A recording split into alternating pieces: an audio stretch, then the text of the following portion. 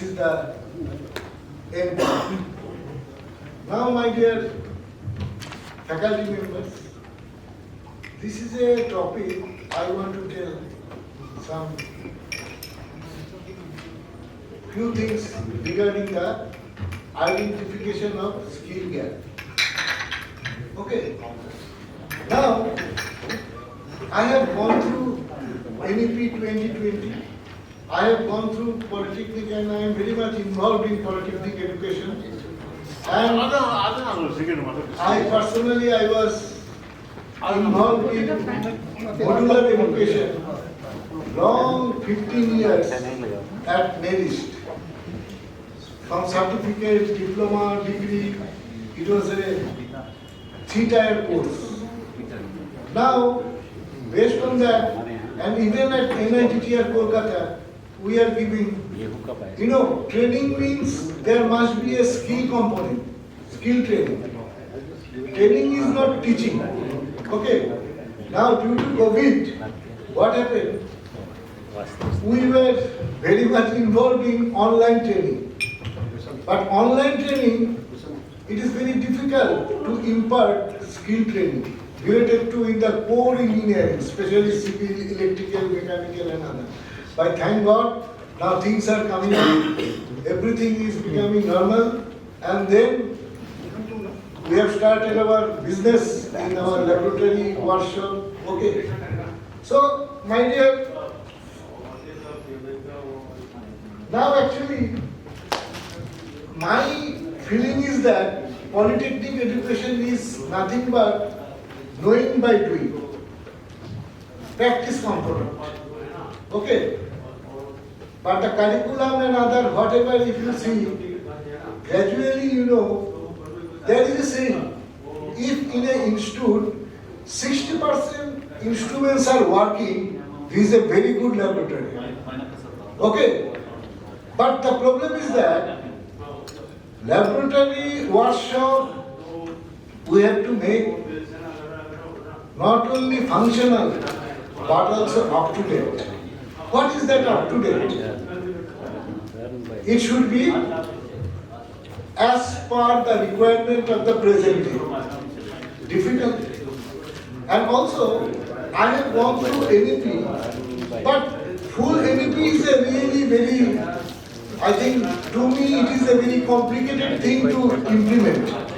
But if I come back to the role of Polytechnic in NEP 2020, vocational education you have to impart. And what is that? Earn by learn. Earn by learn. You got my point? Have you seen in your house the person who is doing the electrical wiring? He doesn't have any certificate and diploma, whatever else, but his work you will find, excellent work he will do for you. So that learning should be imparted. Okay, fine. Now I am coming back. Now this is a present scenario. It is not my data. I have got this data from skill report 2018 India skill report. The situation is here. Unemployability in different branches. And Polytechnic, it is not my report, 67% unemployed. Okay. The point is that, why? Why? Because skilling program and Polytechnic education, there is no such matching. Skilling program for job, no match. Okay. And then, what the corporate sector they require from you. For example, I am telling you, suppose my area, suppose welding technology. Most of the colleges, welding machines are transformer based. But if you go to industry, all are inverter based. You got my point? your students are getting the training on transformer-based welding machine, but when the boy is going to any industry, all machines are converted into inverter-based. Then what you can do? What you can do? But NITER has taken some step in this regard. We have introduced this, recent, and with the help of our director sir, recently we have introduced virtual welding machines in our labs. So that's why I am requesting you, now forget about COVID, visit our labs. You can visit, your technical staff can visit, but now this is the time. Okay? And yes, students, even when I was a student, what was the requirement of the industry from me? I didn't know. Okay? And because there is a lack of communication. Lack of communication between the training institutes and the recruiters. Okay? I generally, whenever the polytechnic faculty members, they are coming to our NITER, I ask them, how old your college is? Some says 20 years, even some say 80 years. I tell them, please name any instrument developed by you, it is used for social welfare. Answer is big zero. Why? Why this mismatch? Why this mismatch? Now, lot of things we are hearing about startups. And what our sir has said, most of the startups, even in US, 10%, whatever he has said, it is right. Now in India, if you go to the information booklet and other, there is a gross cutting of jobs in startups now. You got my point? Is it the answer startup? I don't think so. Okay. Then, first of all, let us think about this gap. Attitude, skills and knowledge. General. Then I will come back to the what students need in the work field and others. See this. Knowledge, very easy to impart. Now I am imparting some knowledge to you, very easy, because if I can speak well, I can impart this. But the problem is that skill is also moderately difficult. But the most important thing, what, my dear friend? Attitude. Attitude. Most difficult. Development of attitude. Just like army, yes sir, that attitude must be there. In the laboratory, in the classroom, everywhere.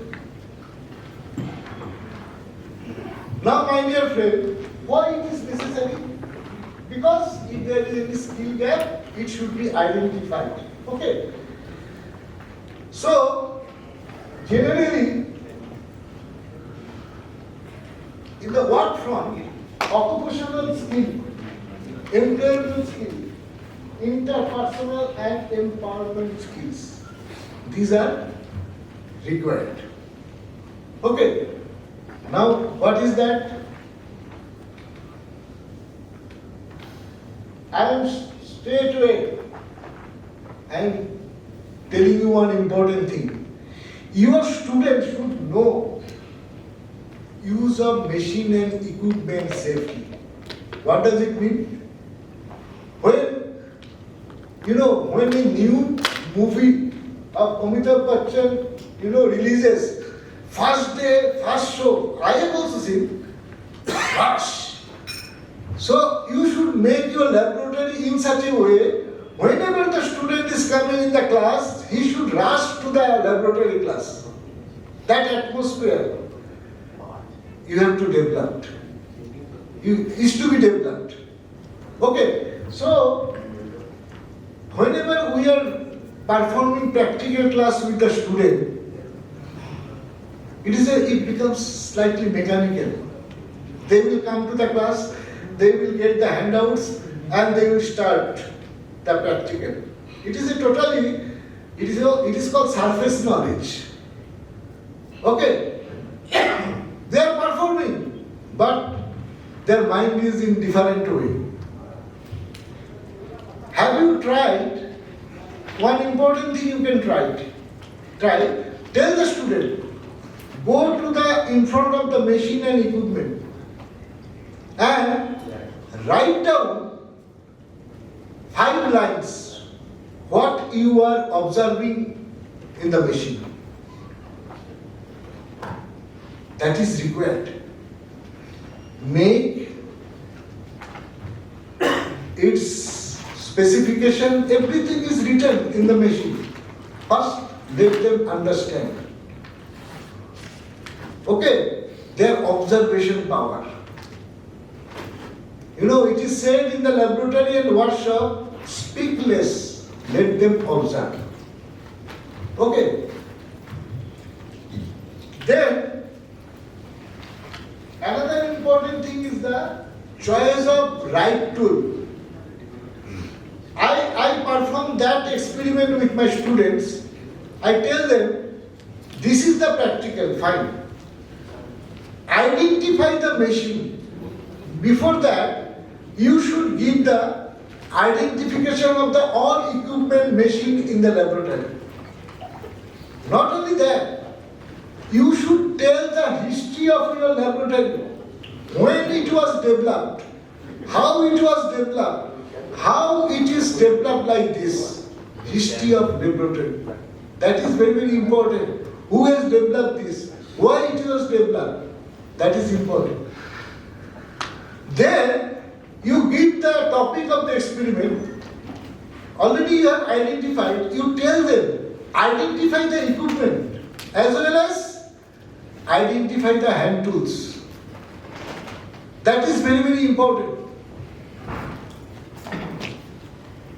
Okay, another important thing, waste management. Reduction of waste. Now, in that case, virtual welding machine I was telling you, it is very, very helpful. Earlier, when the student used to come in the class, they used to waste so many MS plates and welding rods for fixing current and voltage, particular current and voltage to perform the welding machine. Now, introduction of virtual welding machine, you can set the current and voltage for particular operation and only single stroke you can do the experiment. That is the, bridging virtual and reality. That we are experiencing this thing in our NITAL lab. That's why I am telling you, my dear faculty member, come and visit. It is the time now.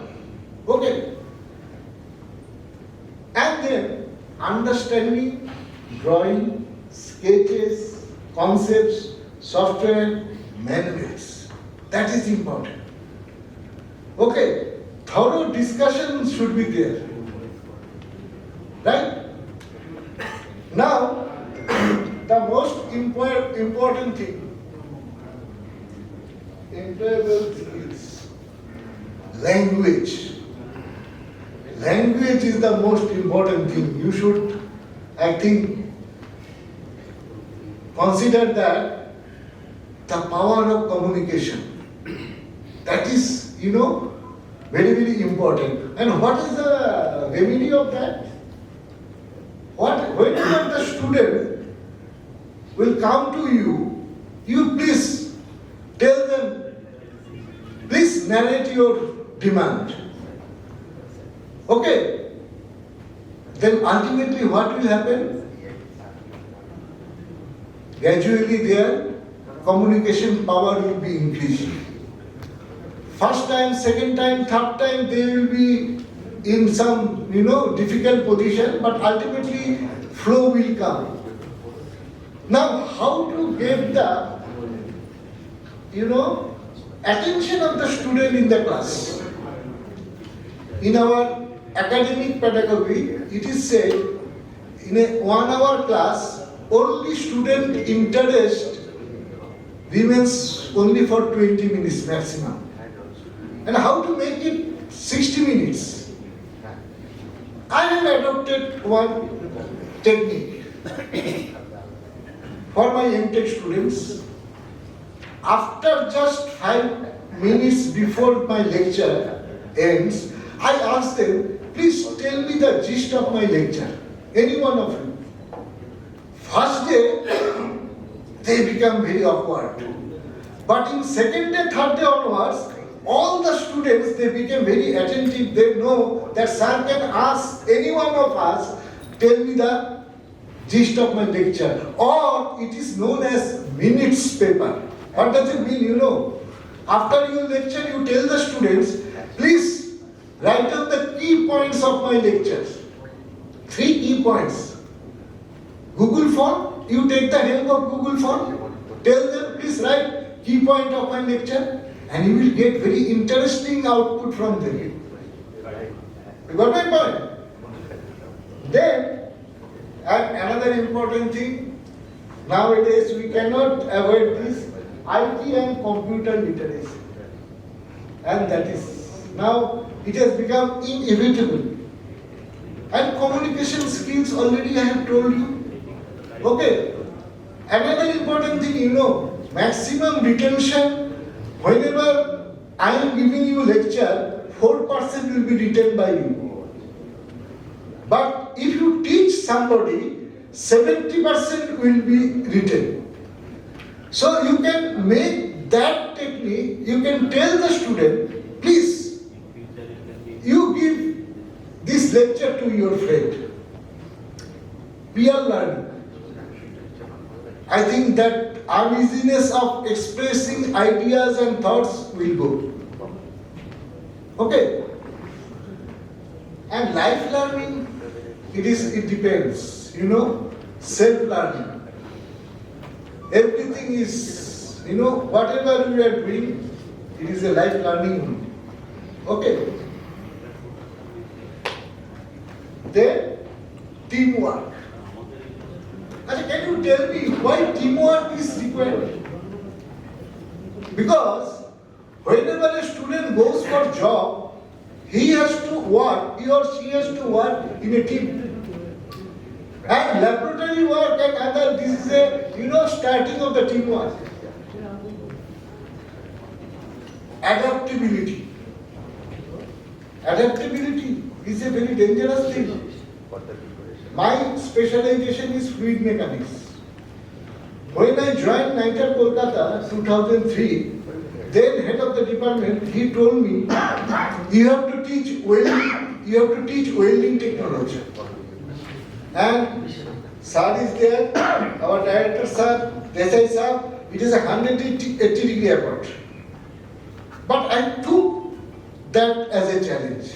As a result, after 17 years, at least we have developed a fabrication shop at NITER Kolkata. And with the advice of our director, no fabrication work is done from outside.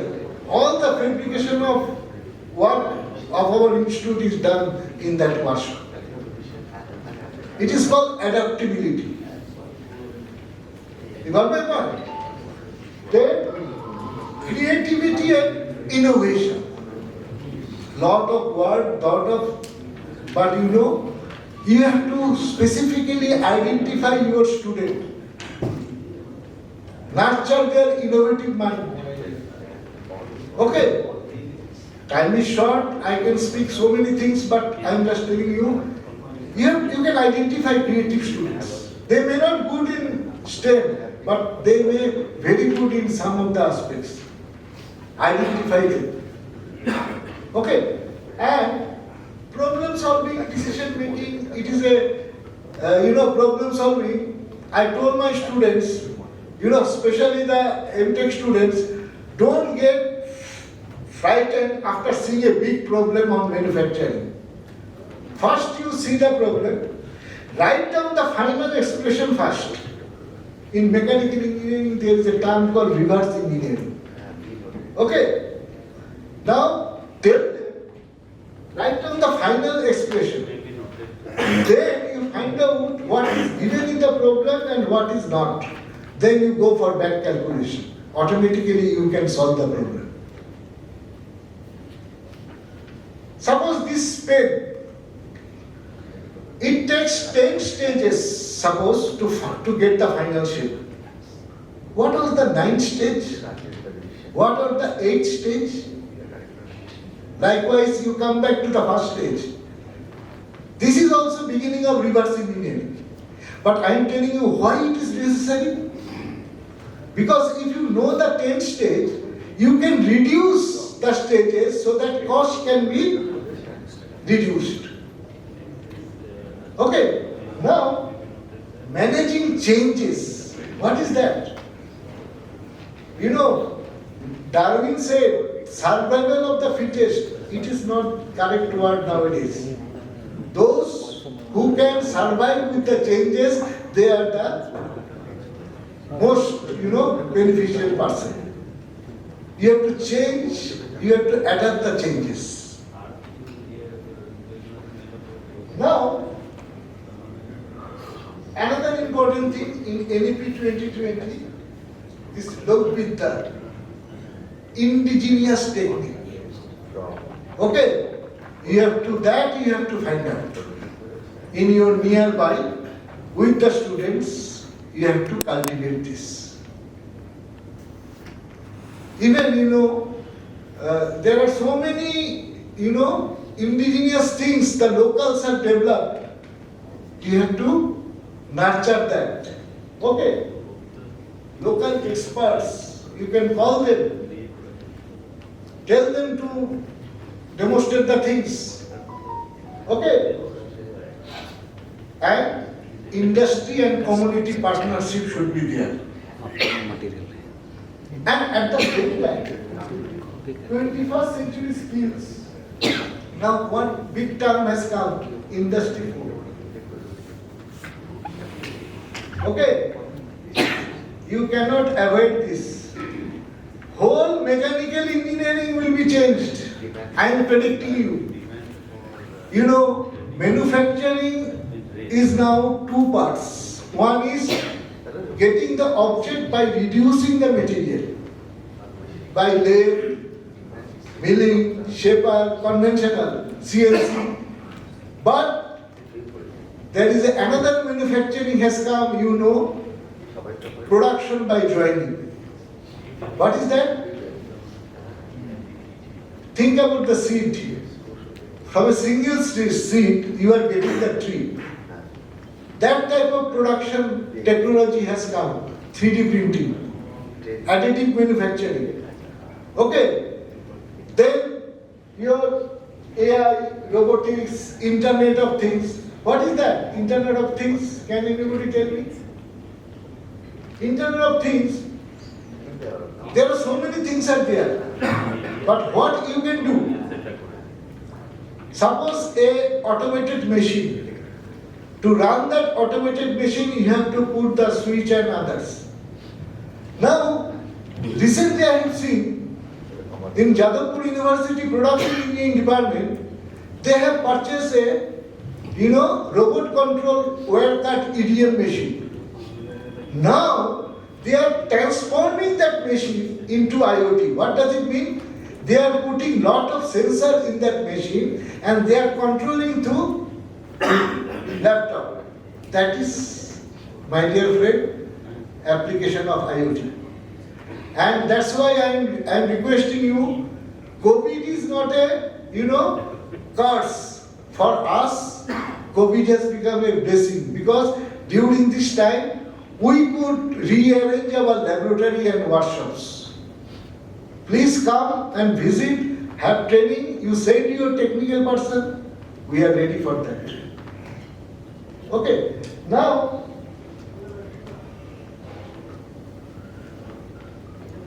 closing the gap. Polytechnic Institute may bridge the gap. And teacher's role is facilitator. Just like your project guidance. In the project guidance, teacher role is a facilitator. And there were two types of guides are there in project guidance. One is front loader type, another is walk through. What is front loader? Initially that person guide will give all the details to the student.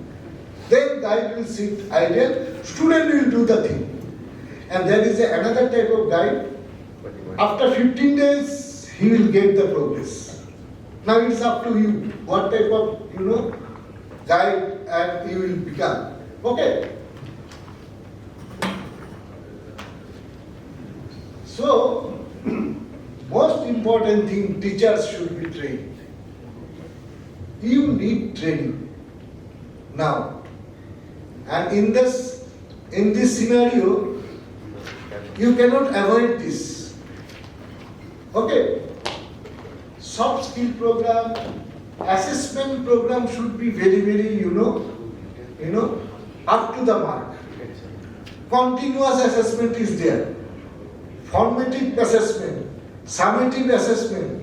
You can utilize your knowledge, how, innovative way you can assess a student. Then, active learning, that is also important.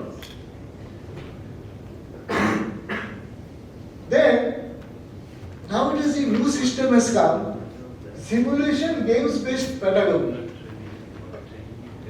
Small games has been developed for business simulation. Students can be given that exposure. Multimedia-based approach. What is that? Very simple. I am telling you. Nowadays, who is your best friend? Your best friend is Google. Okay. Whatever you want to know, go through your mobile, you can get the answer. So, whenever you are performing any laboratory work, well in advance you tell the student, this is the topic, find out what is the student's role. Student's role, students should be very proactive. They should know what this industry needs, okay, from us. And there is a continuously nowadays employability test. It's coming through net and others. That test they can take, okay? And another important thing, learn, unlearn and relearn. That is the most important thing. Always you take student as your part. Okay. Now, I know your laboratory and lack of technical stuffs. But how to make your laboratory full of technical stuff? Utilize the students' contribution. Take senior students' help. Make a laboratory group in the class, in the laboratory, particular laboratory. You, your technical staff, and 2 or 3 students you take. Whatever, materials and others, you take the help of those students. And you have got the social media with you. Okay. Then, what will be the employer's role? That is important. Once I asked TCS, my classmate is one of the top recruiter in TCS. I told him, why you are very much keen on recruiting in Kolkata, Jadavpur University or BE college students? Why not the other colleges? He told me, whatever training we need to give the student, these boys from those institutes, they will take only 5 to 6 days to learn the thing. But if the student is coming from different private institutes or whatever may be, it takes lot of time, 1.5 months. Why? because their basic is so strong. Maths, physics and all these things. So it is very, very easy for them to recruit these things. But these things are not right. Okay. Now another important thing, teacher interactions and with the corporates is very much needed. And what is the technique? Invite nearby industry expert, top boss, to give some lecture to my students. This is the beginning. Okay. Then you pursue. That is the most important thing, bridging the gap. Why MIT is successful? Why Stanford is successful? Why? They are all private funded institute. Whatever product those private fund industry, those who are giving the funding, their products are developed by this MIT and Stanford people. But our case is different. You are from a government college, your funding comes from government, industry funding is coming in different, so a parallel line is going on. Okay, so sources of funding are different for our case, but sources of funding are different, same for those institutes. Okay.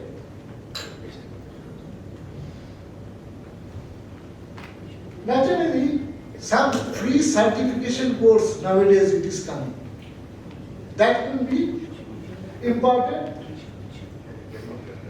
And employers must be, enable students to be exposed to various career pathways relevant in industry. Okay. Interaction session with the corporates. That should be. And I am very much happy. Yesterday I have heard so many of you that you have made MOU with different institutes.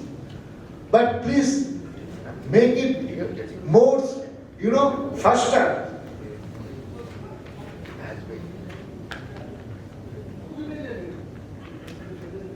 There is a term called job shadowing. What is that? Mentoring program. Because they should tell the student actually what they need from the students. That should be known by the students. So that they can prepare, institute can prepare. And sponsorship is required from the industry. Now, what is role of NITER program? I am coming to the business. We can help you. I am coming to state this. Our madam is here. She is a master expert in developing outcome-based curriculum. And skill gap analysis. We can help you to make how to make the rubrics. Another important thing, training needs in advanced topics. That NITER can help you. Okay, as per the demand. Right? Another important thing, I am giving one information, I think Madam from Assam is there. That I think I got this news from Times of India. Government of Assam has decided to upgrade its 34 state polytechnics and 43 industrial training institutes, ITIs, into centers of excellence. And whether we can become part of it. So, but that's why my, invitation, visit NITER, see the facilities we are having, both pedagogy and hands-on, okay? Then you can decide. Okay, but I am very much happy that Assam government has done this job. Okay, and that's all. I wanted to share my ideas, but my main intention is that so many things, so many, directives we have given, but very important thing, learn in the laboratory and workshop, and we have redesigned our all laboratory and workshop. More are going on, but it will be very worthy place for you to learn. And one important thing, we are not the teachers, we are your colleagues, but we can give you some pathways. Thank you very much. Thank you, Professor D. for your nice presentation. Now, anyone want to say? Center of Excellence. Yes. What actually are the activities taking place and how?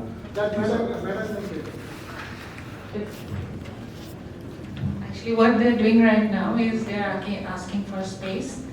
So within this space, they will be setting up the laboratory, and they will be training our students on skills in Industry 4.0. So I do not have the details of what are the exact equipments that they will be using, but when we are talking about IoT and robotics and also EV is also coming up in a long way. So all these aspects will be covered. Through invitation, or they have come on their own, or is it through invitation, and is there some sort of MOU payment to be done? What is the duration?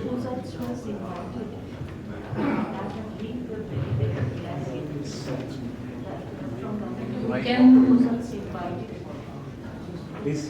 for different companies, this was by Tata's, but you can also look at different large companies that is here in India. So they will also come forward with CSRs.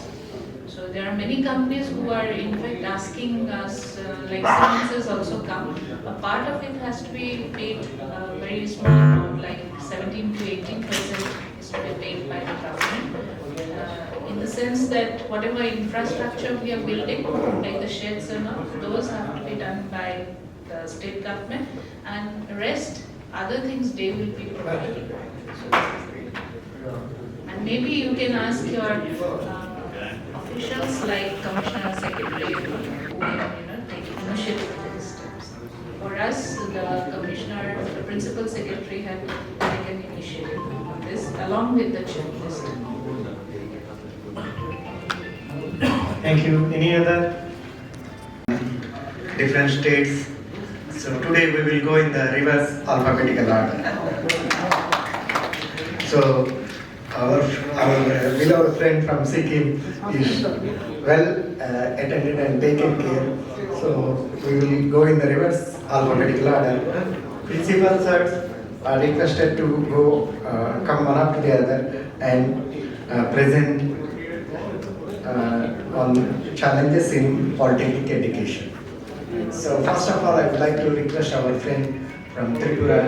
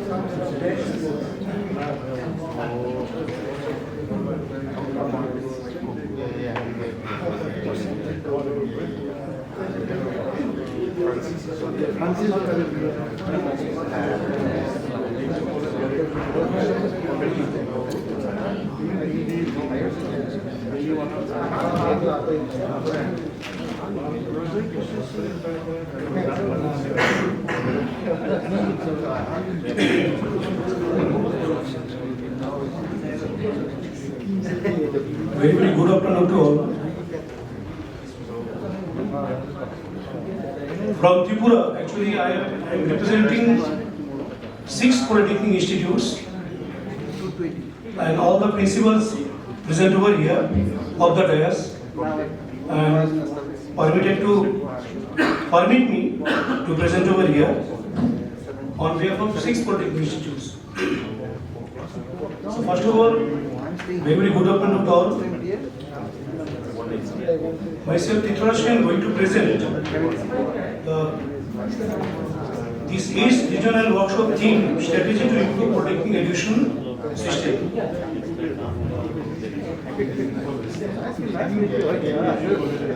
So if you go through in a nutshell, polytechnic vision, a vision course, our polytechnic institute can help to achieve practical knowledge of skill and technology on basic level. So this is a basic level on the basis of engineering point of view, and obviously skill point of view is there. That means the basic engineering students are undergo some knowledge while they enter in the polytechnic systems. After that, they may be upgrade themselves in degree level or maybe in MTech level, but this is a basic level. So qualified manpower is a requirement of industries, and polytechnic can play a vital role generating a large volume of trained as well as qualified human resources. So these are main resources to generate some skilled manpower, because we have to now initiate the Skill India initiative. And I think it is a very good platform for all of us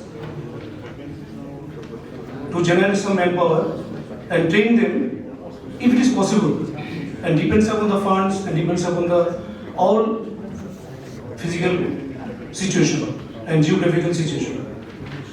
Various vocational sandwich courses can be introduced by polytechnic by integrating theory with practice and endeavor to provide an education relevant to subsequent careers. So after that, a career achievement may be possible after admitted in polytechnic systems. So as far as our polytechnic institute is concerned, there are 6 polytechnic government institutes, and myself also from 6 polytechnic institutes, 6 principals were attending this 8th general workshop. It is an opportunity to attend this workshop. First of all, Dr. Bijay Upadhyay from TIT Noshingor. This polytechnic institute is the oldest polytechnic in our state, and which is established in 1958. The second oldest is the my polytechnic, that means Women's Polytechnic, and the principal of this polytechnic. Third one is the Gomuti District Polytechnic, which is situated in the Gomuti district. So as the name of the district, the all polytechnic institutes are named. So Sri Suraj Dev Burma, principal of the institute, present here.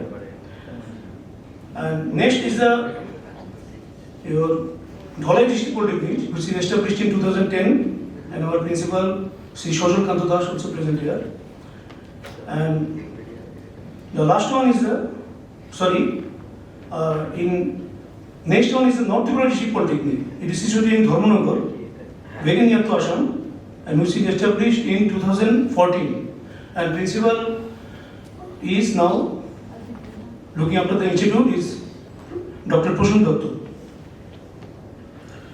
And the newest polytechnic, which is established in 2016 by Government of Tripura, in ADC area, that means TT-ADC, that means Tripura Tribal Areas Autonomous District Council. That particular area, government has established this polytechnic, and our principal is Dr. Pamujoy Dev, present here.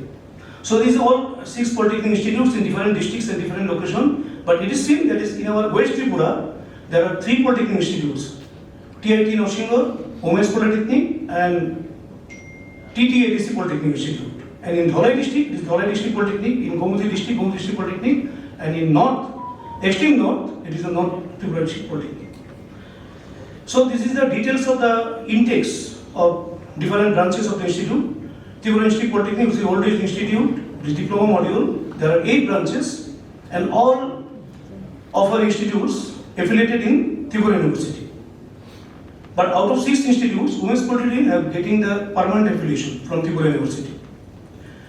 And second one is the Women's Polytechnic. It has 5 branches of engineering, diploma engineering. Then third one is the Gomudu District Polytechnic, 3 branches intake, and 3 branches are there. TTA District Polytechnic Institute, 3 branches. Dholoi District Polytechnic Ambasha, 3 branches, and Nautipur District Polytechnic, 3 branches. So that all branches includes electrical, mechanical, civil, computer science, information technology, medical laboratory technology, fashion technology, electronics and telecommunication, engineering, architecture, extensive, etc. So within nutshell, it is showing that it is a very old data, 2019-20 data. Student statistics, that means intake, and also there was different branches as well as different institutes and boys and girls in different categories and subcategories. So our government has taken various initiatives for development and uplifting of the polytechnics. Number one is proposal for funding. The improvement of infrastructure of the polytechnics are being sent in various funding organizations. So there is an encouragement is from the department. So as per the encouragement, they encourage us for different funds, for applying for different funds. We are applying for that. And on the basis of the applications, polytechnic are receiving funds from various departments like bodies, that means All India Council for Technical Education, and that scheme is Gainer scheme, AQI scheme, CAP scheme, etc. And also it receives funds, and it is approved by Northeast Council. It is a very big project and submitted by the department, 1490 crores. That means 1 crore 490 lakhs. So already it is received by 2 polytechnic institutes, that fund, and also it is process is going on. To mitigate the shortage of faculty, recently government has taken initiative for recruiting 57 numbers of lecturers in 6 polytechnics. It is a long process, but at least good initiative by the government. They are trying their best to fulfill the lacuna of the faculty members in different institutes, and already they are joined. DHE, that means Director of Education, has introduced Diploma Engineering Entrance Examination of Tripura. Previously, the admission on the basis of Madhyamik marks. Now, the department has introduced on the basis of AICT. That means there is no age bar now for admission of the diploma curriculum, and the total percentage mark should be 35% as per AICT. But entrance examination has been started from 2020. And I am honored enough that I am the chairman of this committee. Central Session Committee is set up by the government. And we are following the NTA standards, National Testing Agency standards. And just like your JEE Main and NEET, the examination, written examination will be in MCQ type. And all processes are all processes, that means submission of forms online, counseling process is online, choice filling is online, and as well as getting the seat. That means this is a very, very transparent process. That means as per our NTA standards, the student can see their, after the examination, see their OMR sheet also. They are able to download the OMR sheet. The last one is the second one is the initiative has been taken for lateral entry admission. From 2021-22 academic year, development has started decided a very good policy, that is lateral entry into polytechnics through ITI. But this is directly on the basis of their final year marks. Consolidated mark sheet should be submitted by the candidates, and that would be verified by the committee, and a merit list was prepared, and on the basis of merit list, different institutes. Again, this diploma admission, that means ITI lateral admission, choice filling is online, counseling also online. So other than your merit list, preparation of merit list, all are online process.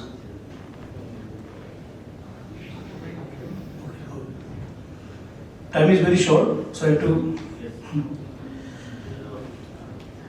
So director had implemented IRG policy. Already IRG policy, internal revenue generation policy, has been started by the government and also notified.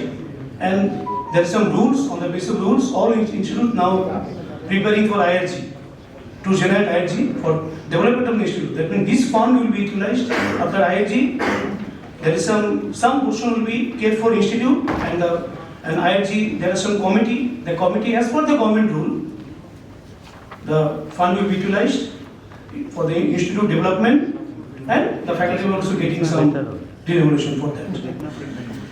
And also there is another process. It is called process for internal restructuring system of accounting. It is called PISA fund management for NG fund, also introduced for making the very transparency system. In order to bridge the gap between industry and academia, in 2019, the government has organized a very giant big program, and different industries from our region, northeastern region, was invited and they attend, and this is a very good program. And after that program, there are 6 areas we have selected on the basis of industries systems. That means electrical industry, mechanical industry, civil industry, like that. And there are 2 teams. One team which is receiving the suggestions from industry. That means industry will be on the other side, and one side will be all our academia. So academia, we are receiving some suggestions. What are the requirement of the industry for the students nowadays? So they give their valuable suggestions, and on the suggestion, basis of the suggestions, next step is we are processing for implementation of the remodeling of the syllabus. Because after 15 to 14 years, the government has taken initiative for restructuring of the degree engineering syllabus as well as diploma engineering syllabus.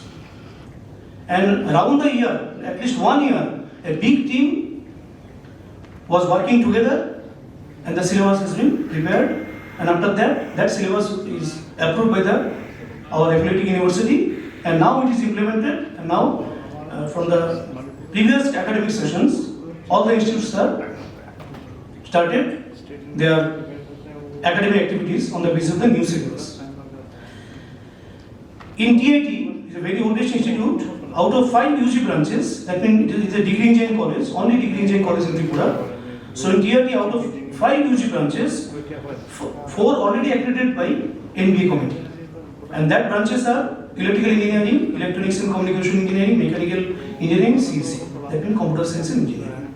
Already, our 4 branches have been accredited by NBA, National Board of Accreditation. AICT nominated Mark Dosho. So that in 2021, there is a scheme launched by AICT that is called Mark Doshan. And this Mark Doshan only for development of the institute. That means they will provide some Mark Dosho. The Mark Dosho, what is the activity of the Mark Dosho? He will suggest how to process the NBA accreditation process, how to make the files, etc. And 2 institutes get the Mark Dosho. In Haryana Technical University, Dr. Shondip Grover was our Mark Dosho, and already he is doing, and already he has visited, physical visit, and some online meetings were held. And on the basis of that, we are preparing. 2 institutes are preparing for the NBA accreditation process.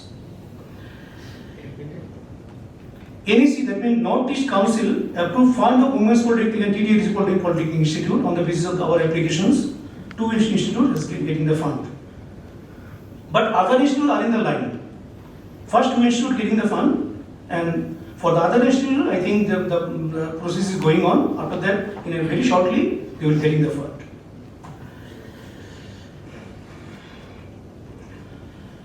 So all Polytechnic Institute received grants from AICT on different schemes. Like we are trying our best for the development of the institute as per our encouragement received from the government of Tripura as well as our Director of Education.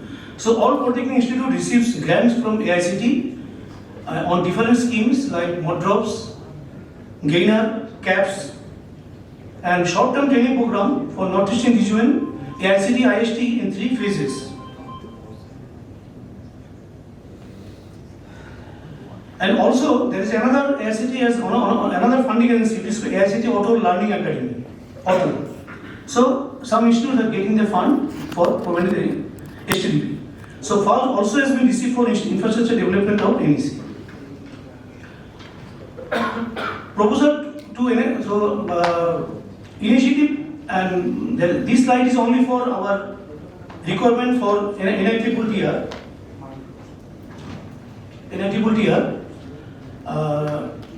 For all of the institutes. Number 1, proposal to IMPERIAL KOLKATA to initiate industrial training certificate for faculty members of all technical institutes of Tripura under the Director of Education through online and offline mode. Number 2, enhancement of branch specific FDVs, HTDPs already it is going on. Moreover, we are just giving our proposal to our Director NITTR. Initiative required for IMPERIAL KOLKATA regarding student internship as well as student placements. So in our previous workshop, it has been decided that all of the institutes sending out student data, and NITTR will suggest and help, and also initiate in such a way that is they will just giving some name of the industries and send our students for internship, and they may arrange some reputed industry so that they can recruit our students from Tripura. Enable to set incubation center enabling student entrepreneurship skill and startup. Already Professor Subroto Mondol already discussed about that. So it is also a request to set incubation center enabling student entrepreneurship skill and startups. So NITTR Kolkata required to liaison with the AICT to enable funding mechanism under research promotion scheme RPS for Polytechnic institutes. It is also a special request to NITTR Kolkata.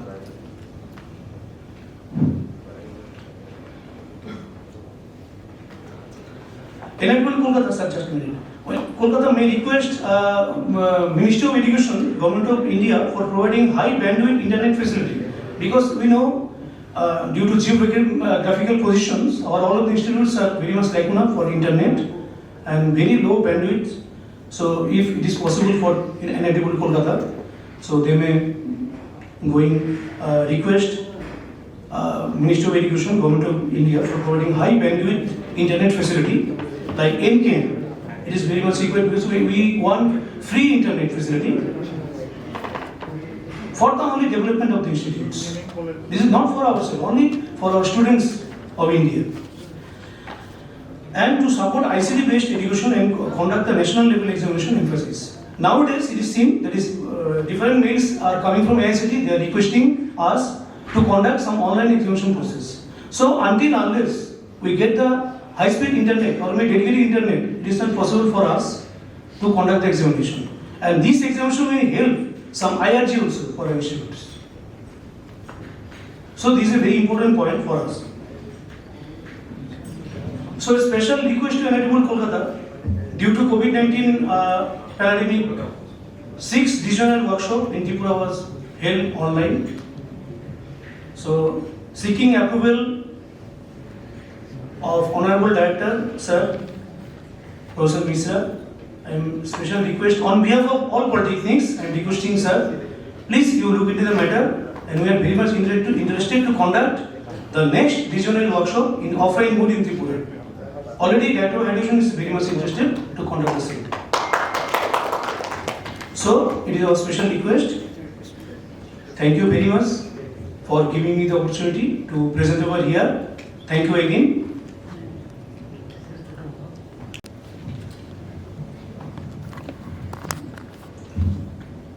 Sir, I just want to compliment one issue, humble submission to NITTR Kolkata.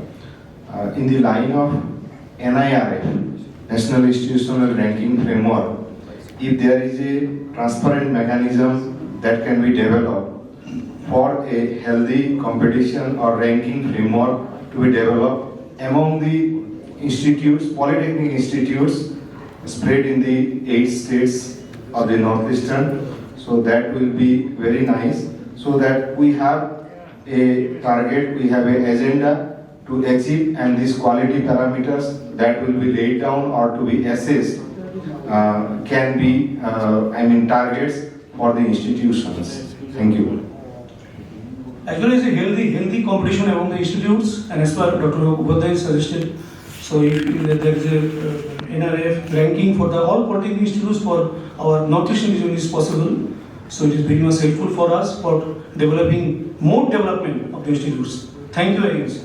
Thank you, Principal. Good afternoon, ladies and gentlemen. I think the topic was challenges. Challenges. So the topic was challenges. So I'll just quickly give one challenge that we are facing. And I think there are many challenges, but one challenge that I would like to mention here. But we in the state of Sikkim, we have 2 polytechnics. I represent one polytechnic, the Advanced Technical Training Center, shortly known as ETTC. The other one is Center for Computers and Communication Technology in South Sikkim. That is short form is CCCT. So the one challenge that is very prominent is placement. Although we proudly say we have a good placement record, we have good industries coming in, but still over the time, especially after the 2020 COVID time, there has been a drop. Now in this, we have discussed this in the previous, like my friend from Tripura also mentioned, that this was reiterated and mentioned many times. We had made a request KOLKATA and NTTR to link us with some industries, not only for placement but for the industry institute interaction. So this is what we've been hearing since the World Bank. Industry institute interaction. You industries interact, act, but industry doesn't have time. Especially polytechnic teachers directly cannot interact with the industry. Industry has no time for us. So this was one issue, and placement and this industry institute interaction has always been a challenge. So now looking up at this, there are many solutions. There are ways of where the government of each states, if the government actually involves the industry, I think industry will look. So maybe solution is also there. But since the topic was challenge, I find this placement is one of the challenges. Now coming back to placement, to be very specific, we have branches like mechatronics, manufacturing, which is production technology. We also have civil engineering and all. Now the main problem with the placement that we are facing is the placement in civil engineering. Now civil engineering in the northeast, in all the states I see, is one of the most sought after branch.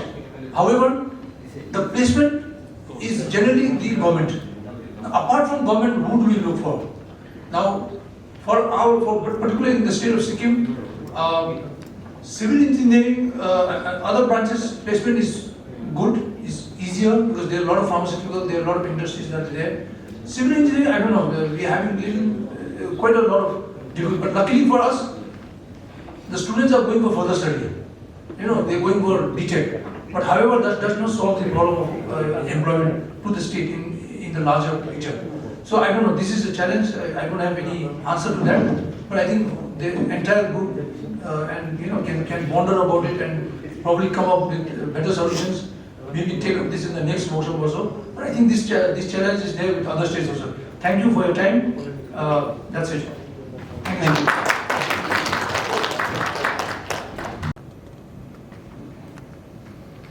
Any principal, sir? Respected Director, NITTR KOLKATA, faculties from NITTR KOLKATA, DTs from the 8 northeastern states, principals from the 8 northeastern states. Well, my name and my institute is present here.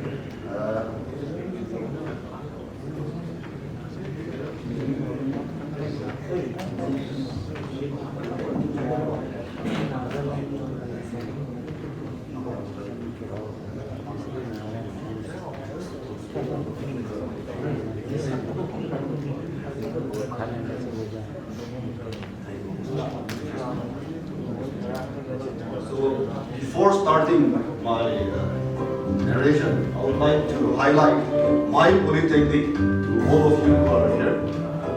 I put forward my apologies for not going direct to the product that is the challenges that we are facing in my polytechnic.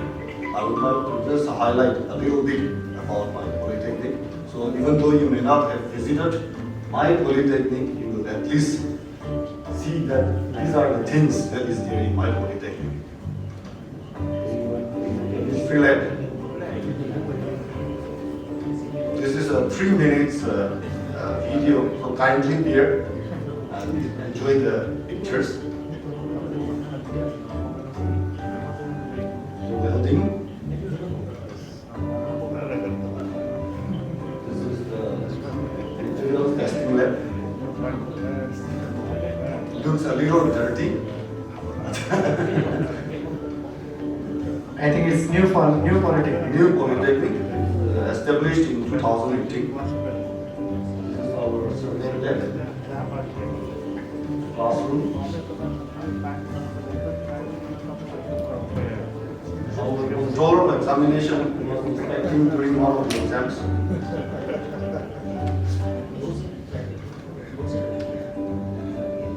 This is our pre-Christmas celebration. Myself here.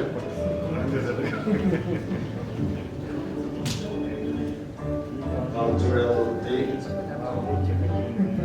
The first annual sports meet was held in 2019. This is our present director of the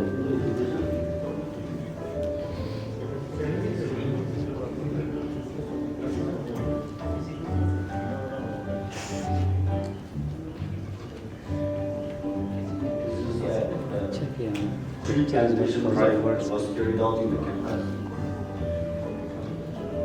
in collaboration with the forest department. This is a program. One program was directed by AICT, so we carried it out. Our additional director was the chief guest speaker. This is Nagatek Fest was held. Our students participated there.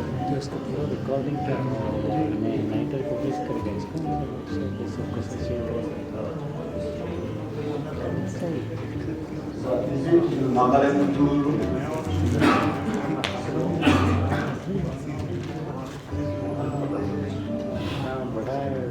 Cement factory opened by our St. Joseph's University in Manipur.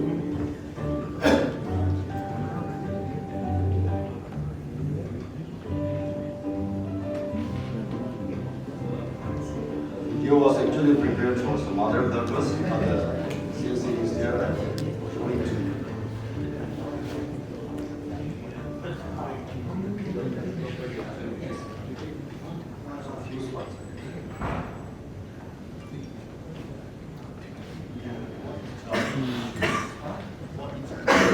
So before going further, again, there are some details about my polytechnic.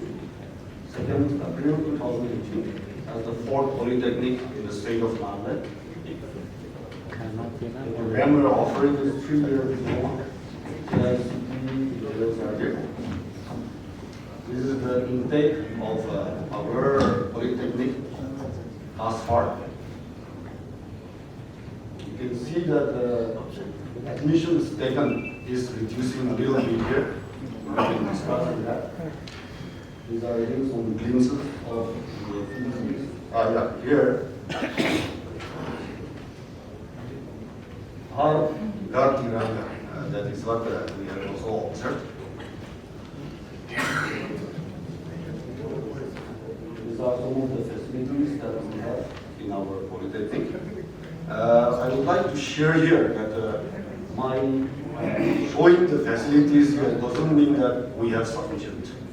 But it is just to show that we have some kind of facilities that we have. We still need a lot of more facilities to be there in the polytechnic.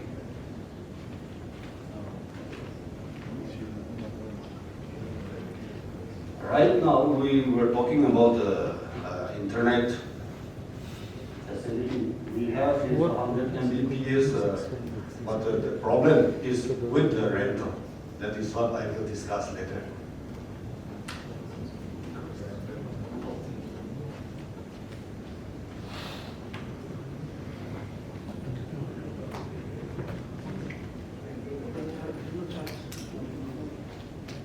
Some of the challenges I have clubbed them into two. One is the academics and one is the management part.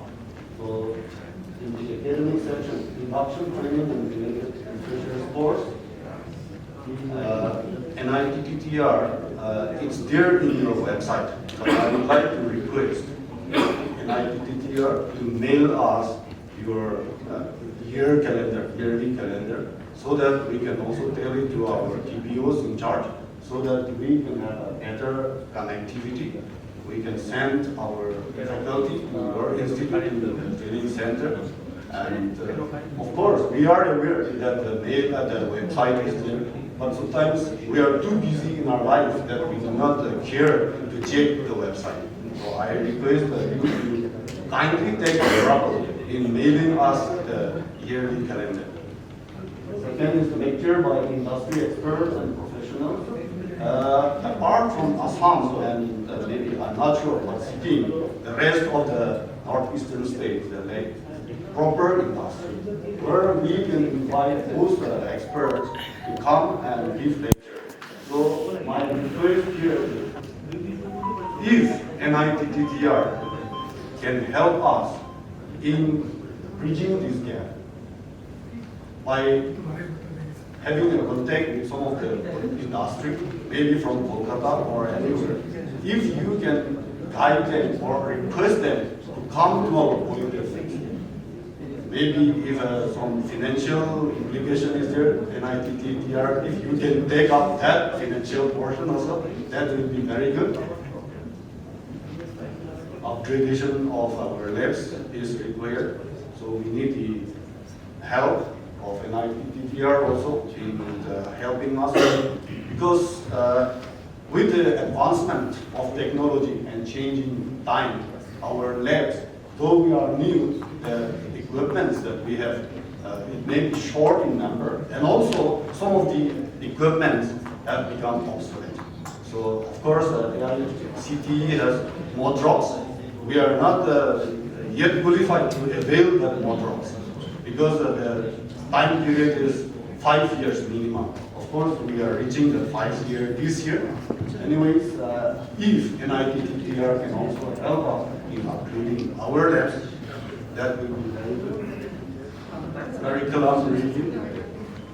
So we have been discussing this. I think I need not go further into that. But even our state, the civil engineering program, the curriculum needs to be revised. And here I would like to stress that should we go as per the AICTE model curriculum, or should we come up with our own different curriculum? Because what I've heard is that in the new AICTE model curriculum, the total credits is only 180, whereas right now we have 200 credits. So if we can come out with that, and of course, the subject-wise, it may differ from state to state, but overall, if all the polytechnics in the Northeast have the same curriculum, I think that will be very good for all of us. One more is NEP 2020. We have heard NEP 2020 from long before, but as one of the previous speaker has said, we are all confused with NEP 2020, I think. And to be very frank, I am not sure how to go about with this NEP 2020. So it will be good if we can have a distinct roadmap for the polytechnic education. What are we supposed to do? Otherwise, we are saying that it should be in regional language. Now, for the state of Nagaland, we have 16 tribes. Which language do we use? That is the biggest problem. Whether AICT will approve us not using that regional language. Because if it is to be Assamese, the script is different. It is an alien language for us. I can understand Assamese to some extent, but I cannot read and write. Even if it is to be Hindi, I cannot, read properly. Of course, some words I can read, I can write, but not fluent. So that is the biggest hurdle, challenge that we have. If we have to go strictly as per AICTE guidelines on this NEP. So I request every one of us who are here, if we have to go or adopt this NEP 2020, and I'm sure that the government, the AICTE, will force us to implement NEP 2020 by any means. So if the government put us into that position, what we should do? I think we should come up with all the distinct roadmap so that all of us can follow that one. Now this is the management part, faculty retention policy. Now, in our state, I was having a discussion with other polytechnics, other states. They were saying that in their states, many of the lecturers posts are lying vacant. There's no recruitment. But in our case, every year recruitment is going on. And of course, one thing what I would like to say here is that when a person is recruited through Nagaland Public Service Commission as a lecturer in a polytechnic, after 1 or 2 years, if they pass out in another job, that is a STO, most of the time, our lecturers, they will appear for NPSC again, they will go out. Now after giving them all the trainings, they will move out away, and a new hand will come. That gives us a problem. Of course, the new one may also have more experience, but when it comes to the system, when a new hand comes in for the management, it becomes a problem. Increasing number of faculty and staff, it is a problem for almost every one of us. Installation of solar power backup. As the Northeast, especially Nagaland, we do not have power generation plants and all. There's power problem is also there. So if we can have a backup with the solar system, and if NITTTR can help us in this matter, it will be very, very good. Infrastructural facilities. Many of the polytechnics lacks infrastructural facilities, I believe. It's not only in the case of Nagaland, but the whole of the Northeast. So we may have to look into it, and as the DTEs are all present here, it is my fervent request that let us put more budget into the infrastructure development. We may have the equipment, but if there is no rooms, where shall we teach the students? So those kind of things. Multi-purpose halls, all those things that may be there in NEP 2020. So let us check it out, and it is my request that the DTEs give due importance in the infrastructural development of the polytechnic. Meeting AICTE requirements for extension of approval. I think many of us have deficiencies when AICTE gives the extension of approval. There are some small things that is there, and it requires funding.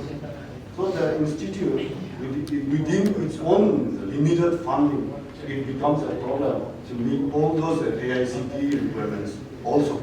So if for the government polytechnics, some relaxation can be given by AICTE while giving the extension of the program. If some communication can be passed on to AICTE through NITPR, then we will also be very grateful again. Thank you. But for conclusion, I think other members will also say, but MBA matters. As said earlier, 2 polytechnics out of 9 in Nagaland have acquired MBA. But many of us are yet to do that, and our sir is here, the expert. So we request him to kindly come and help us to achieve MBA accreditation. Hostel facilities is there, internet. So the same thing. Now I'm getting that 100 Mbps, but at a very great cost, which my institute is not able to support that. So if free, as one of our friends from Tripura, कुछ free से मिलने से अच्छा लगता है ना. So let us say, so if free internet can be given to us, it is not for me, but it is for the students. It is for our future leaders. So that's what I would like to put forth. Thank you all. Thank you, Principal from Liverpool Polytechnic. So that in case there are companies like Airport Authority of India, then Power Grid, these companies, they want students, candidates from those areas. So people from Assam do not go to Nagaland or places like that. So then we can, send the information to you. I think we need to have a very close network with all of us. So I request everyone to share their phone numbers or contact details. Thank you. Thank you. Please give the email ID and other contact numbers, sir, so that you will get the benefit out of that. Now I would like to respected Professor Prayapati Subbarao, NITTTR, Kolkata, who is sharing this particular session, respected Director, NITTTR Kolkata, ladies and gentlemen. I just have a few points to share with you regarding the challenges faced by polytechnics. Today I am here speaking in a way to my government and to my department, as well as, of course, sharing my views with all of you. Regarding the challenges faced by my polytechnics, as well as from experience I can see from my other colleagues of other polytechnics, I just have few points to make. One, that is the strength of faculty in our polytechnics. Take the example of my polytechnics. By the way, my polytechnic is Government Polytechnic Kohima. My name is K. Verso. Regarding the strength of polytechnic faculty, we have just minimum sufficient faculty in each department. For example, I've got 3 faculty members in computer science and engineering. Similarly, 3 faculty members in civil engineering. And then, of course, I also have another branch. Why I'm saying this one is, at any given time, all those faculties are engaged. So, by some reason, if any of the faculty members is absent on a particular day, all that period goes free, and then no other faculty is also is unable to take advantage of those free periods because they are already engaged. So here my request to my government is, kindly look into the matter and see that the polytechnics are well equipped with sufficient number of faculty members. That is one point. Another point is financial budget constraint. We always have budget constraints. Now, we do not have the budget sufficient for our students to take out meaningful and very profitable projects, especially for final year students. Let me just cite one example. For my fashion design and apparel production students, they are supposed to have a graduation show wherein they showcase their creativity, showcase their products, their creativity, their designs. The problem is, organizing a fashion show also costs money. That is where we lack the budget. I'm able to provide such kind of functions for my students, and my students are losing. Now, I just forgot to point out one more point regarding the strength of faculty. In that strength of faculty shortage, I mean, because the teachers are all so short, our students, our teachers are not being able to pursue higher study. That is one thing. Because they need about 2 years to pursue further study. Yes, there are modular courses, but here also, and then these modular courses are normally conducted during the vacation period, but it still eats into our academic calendar. So that is also one serious issue. The third point I want to make is industry-institute interactions. For a place like Nagaland, we don't really have big industries. This is where we are suffering. Our students cannot go and then take meaningful industrial trainings, internship, etc.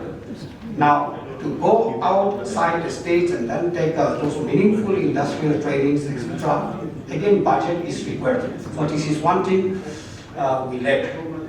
So it is my humble request to our government, to my government, to kindly see that sufficient budget is provided to the polytechnics so that we can really help our students.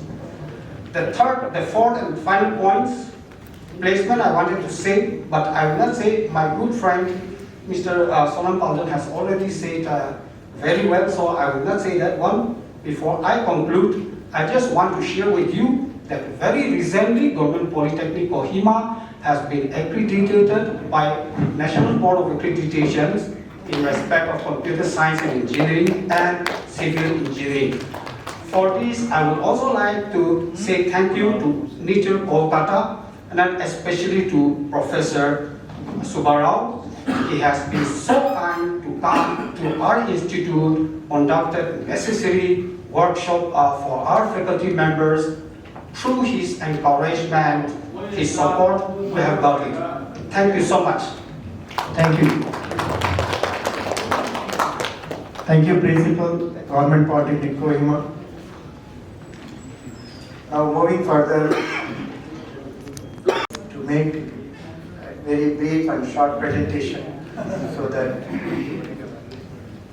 we have about 5 states remaining. So then I would request the principals to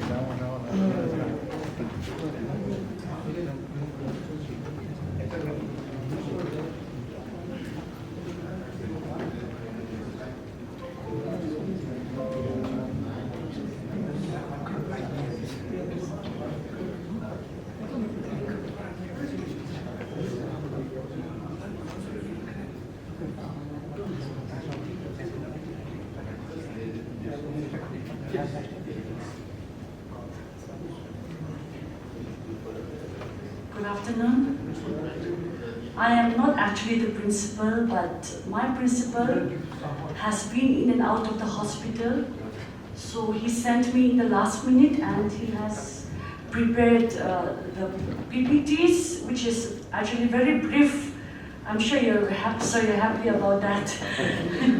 So anyway, my name is Dr. Rosang Kumar and I teach in the Department of Modern Office Management and Practice. So these are the pictures.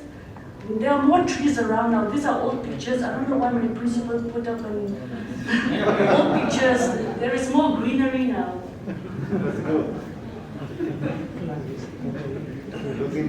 That's the multi-purpose one. That is not crooked like that in reality.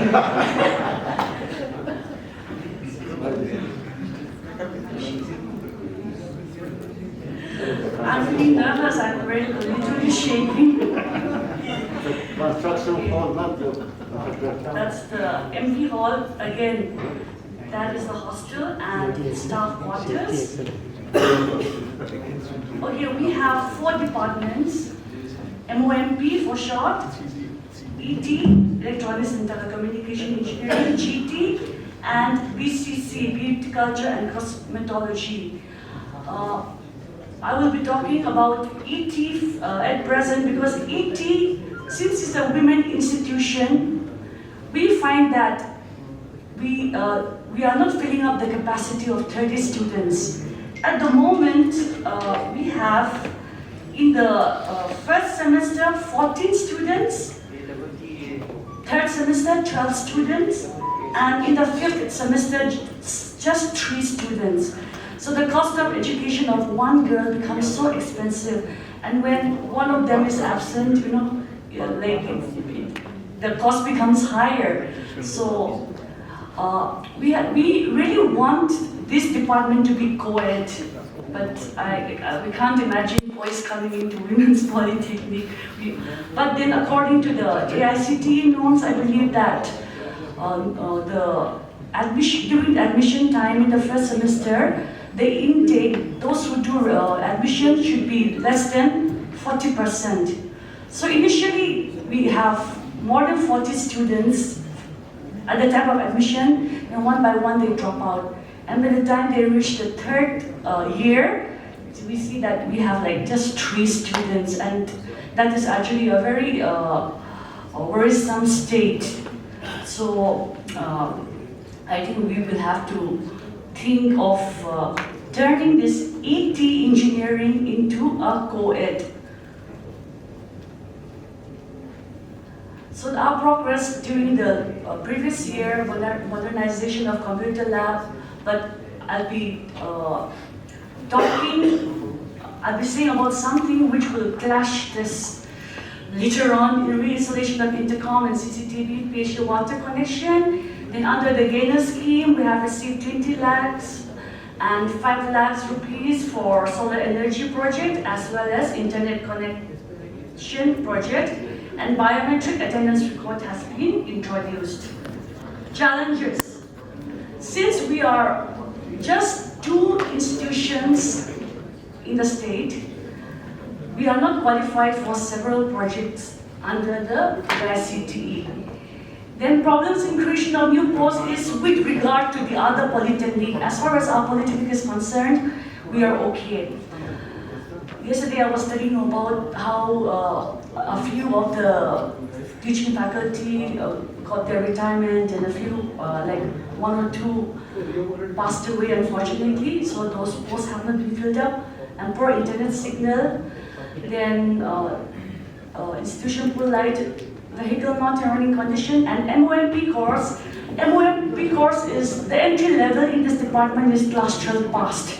So we have been demanding that the graduates of MOMP course should be treated as bachelor degrees graduates in terms of, you know, recruitment in government jobs, but so far we have not been successful. Then ET that I just talked about, the seats are not being filled up to the full capacity. That is a big problem. We have 2 hostels. One has a capacity of 100 and the other 50 students.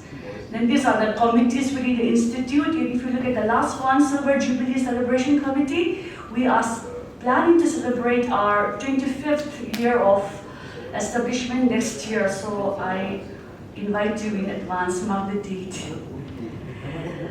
Then sustainability schemes, Industry Institute, Community Interaction, networking with other institutions, IRG Beauty Salon. So we have a department called Beauty Culture and Cosmetology. What they do is, in the last semester, they are given a target. They open a beauty salon inside the institute, and outsiders are allowed to come and be and get the treatment, the beauty treatment.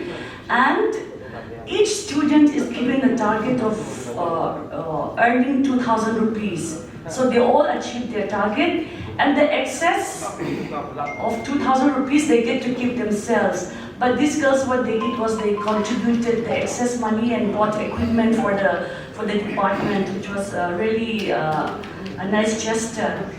Then mass production of students' uniform. We have a very nice uniform, pink color, like Daijin color, you know, the Daijin, the embassy color, just like the color of our building.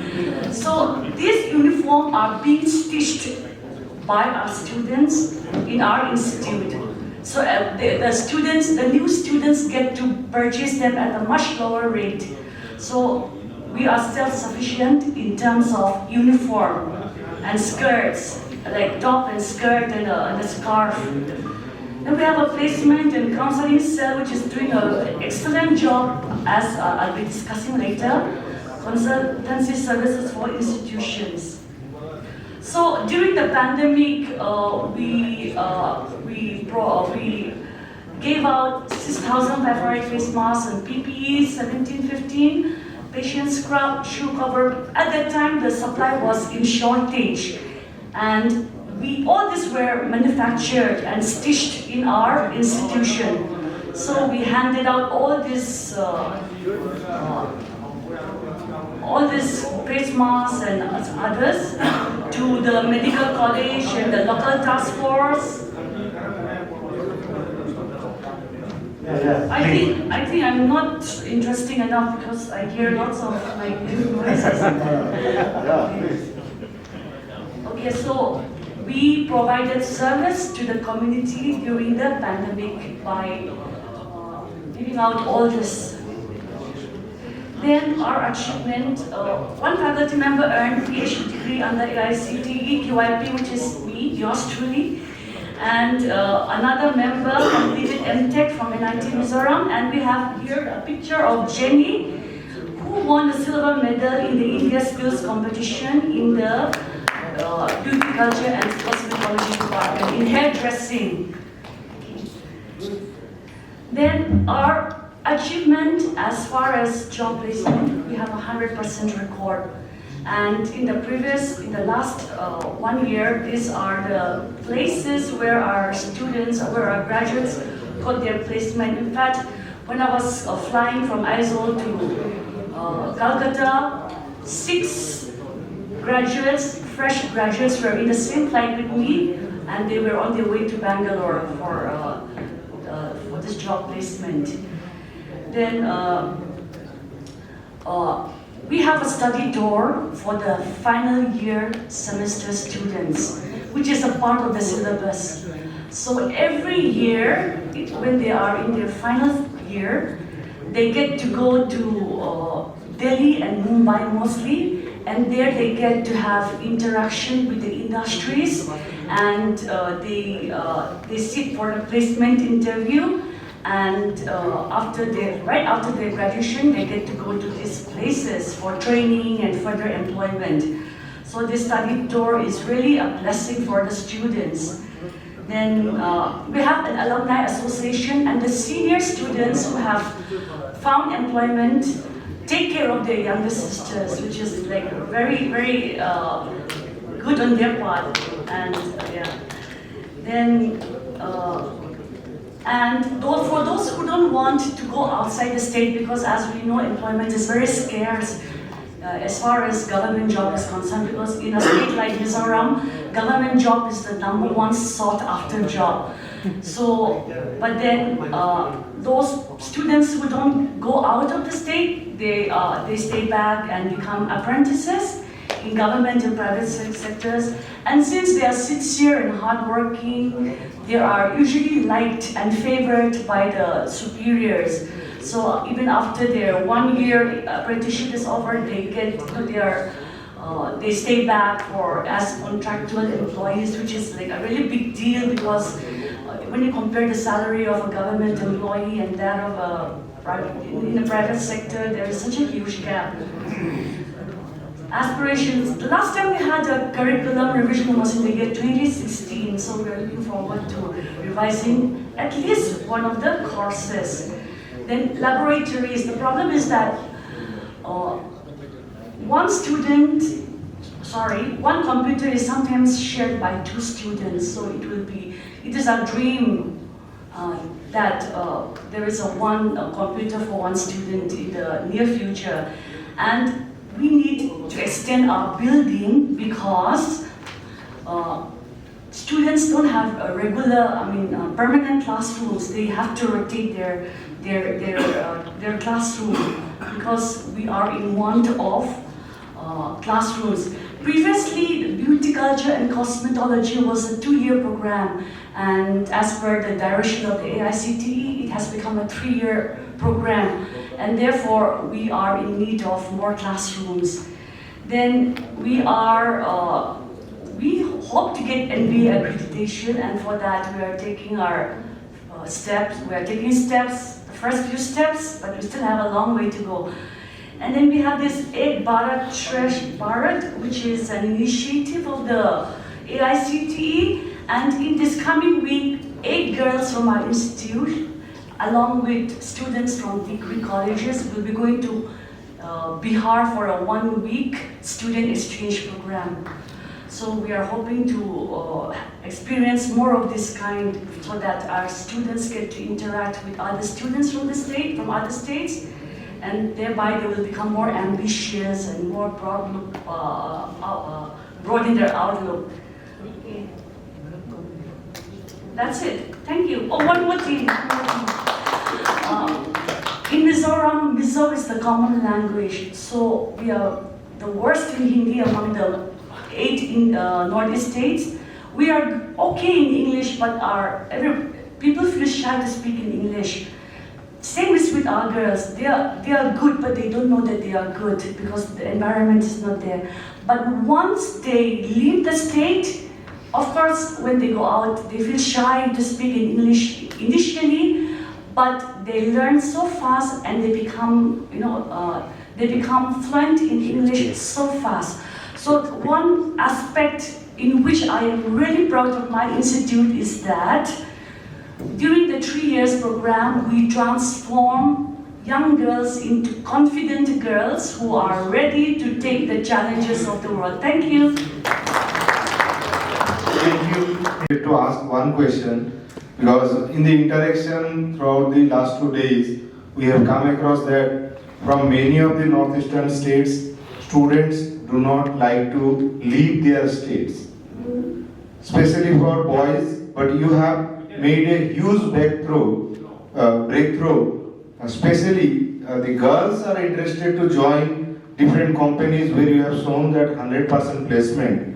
We like to know what is the Maha Mantra, what is the tagline which has made this possible. Thank you. It's become a woman's world now, I believe. Women are more challenged to leave their home. And yes, you might have noticed that in the Northeast, at least in the Northeast, the women are more outspoken and they are more extrovert than the boys. And we always encourage the students that even if they don't want to cycle outside the state, they should go out for at least 3 to 4 years. And because when they go out, they learn to become professional in whatever they do. And they learn a new language, they become confident. And when I have seen a few of my students coming back to be entrepreneurs, and some are even earning more than us now. Like we have very successful students. But those students, what they did was first they went out, they learned outside, then they came back. So we push them, like we say that just enjoy life outside, but you don't have to stay there permanently. So I think the fact that we are dealing with girls is easier. But overall, our girls are adventurous, I believe. Thank you, madam. This question I am putting forward actually, especially, I belong to Tripura Institute of Technology, which is an engineering college itself. I have seen recently, just in the last 2 months, many of our students got placed in good software companies like Organised or Wipro Tech Mahindra, Capgemini, etc. But we find that few percentage of students, even they are not going to join these companies after getting so good opportunity because of there some homesickness, maybe parental pressure, etc., what we have come across. That's why this question was very relevant to me. Thank you, madam.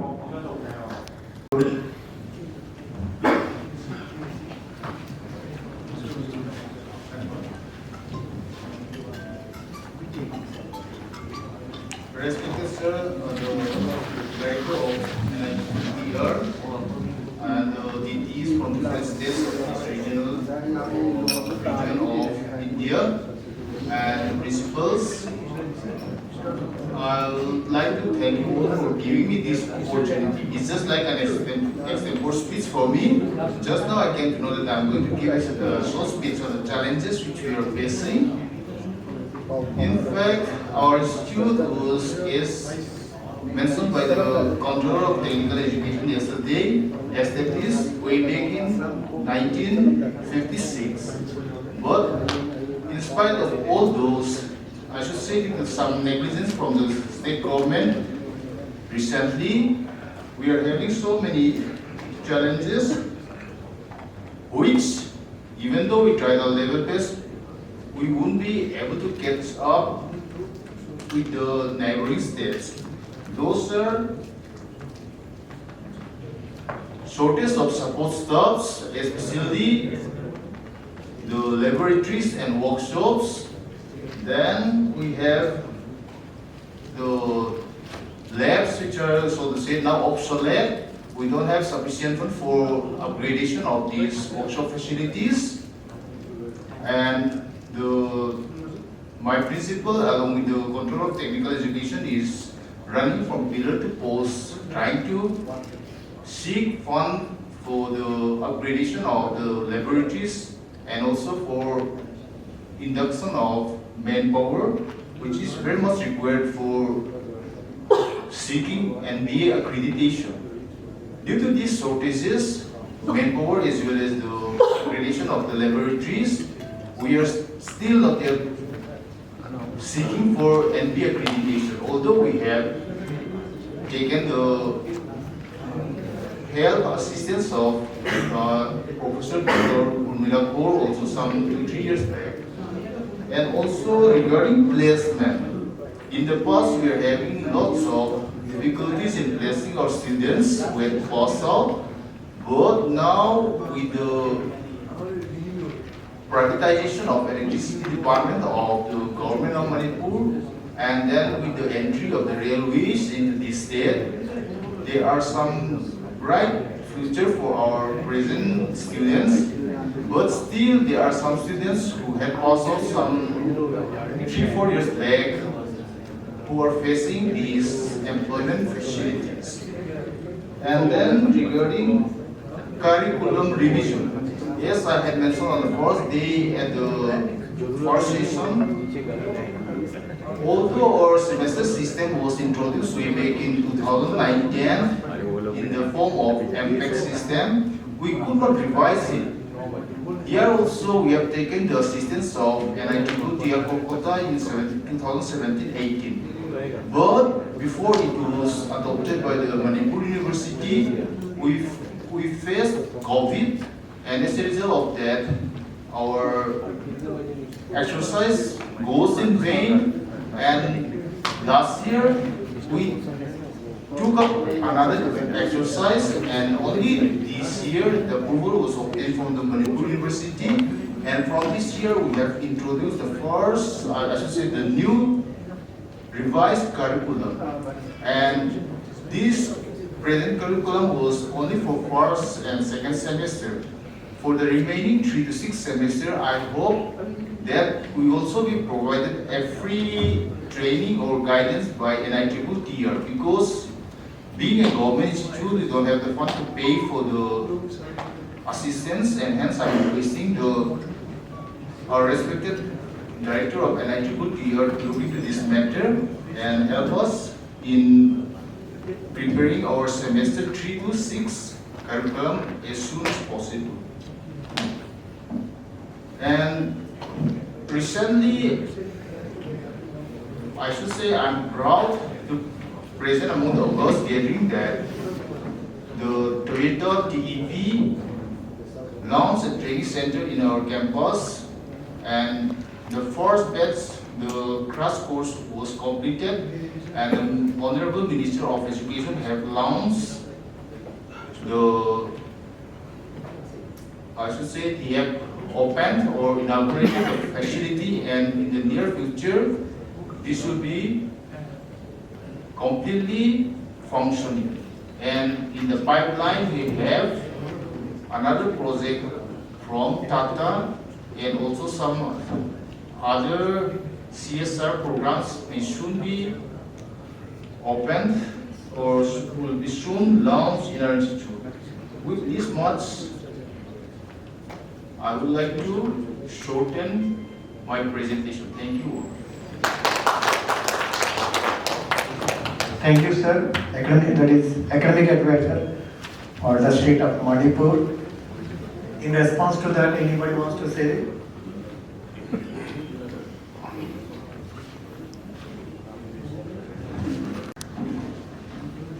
Good evening, one and all.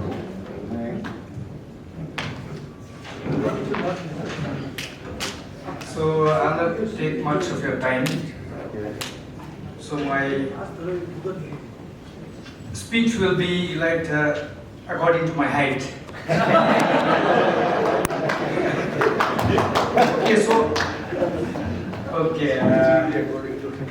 I'm very privileged to get this opportunity to speak in front of distinguished guests, Professor Desai, then Professor Mishra, and the director, the officers from different DTs, the principals, and also the representatives of different polytechnics.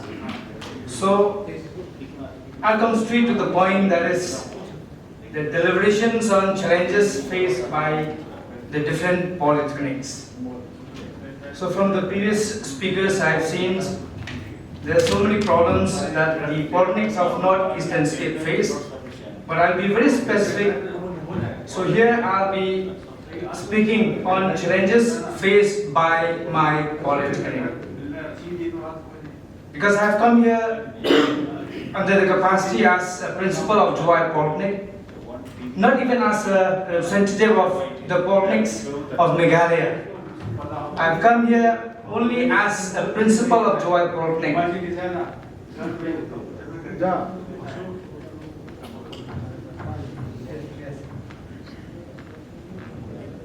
So, just a little bit, Joy is around 68 kilometers from Shillong, and I'm from Shillong.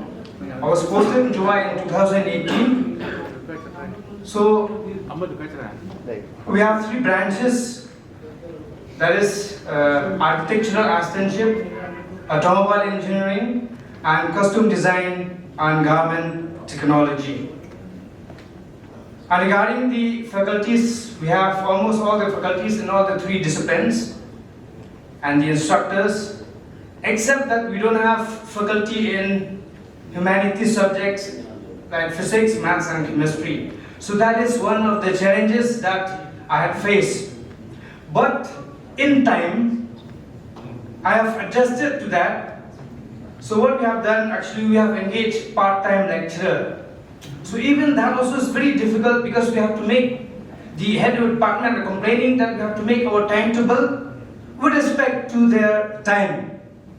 So after that, what I have done, I have written to the government that if it is possible, the government can appoint maybe teachers on the contractual basis, because it is very difficult at the government even to sanction a post. So we have to adjust to that. Then ultimately what the government did, they have enhanced the rate. They have enhanced the rates, and now we are satisfied with that. And honestly, I want to tell you that I am very happy with that arrangement. Because actually, like, working with permanent teachers is very difficult. So I'm very pleased to share that with you. So that is one of the challenges, but that is solved. So one more challenge is regarding the placement. Regarding the placement, like, as you know that Meghalaya is a place where there are very few industry. And as I think one of the member has mentioned that the students or people, especially I want to tell you that Meghalaya is a matrilineal society. And as one of the speakers said that the women, they are always on the top. So always you'll see that the Shillong girls you'll find all over India. But very few you'll find the Shillong guys. Because Shillong guys, they always want to be next to their mother. So that is the problem why we face problem with the placement. So another placement is, another problem is that regarding the financial aspects, which is very difficult. And actually I'm not supposed to share that with you. Actually that is the problem of the directorate. Well, since I cannot speak much on that, because now even the walls have ears. In case if this comes to the ears of the directorate, then I'll be in trouble. So these are the challenges that we face. So thank you once again.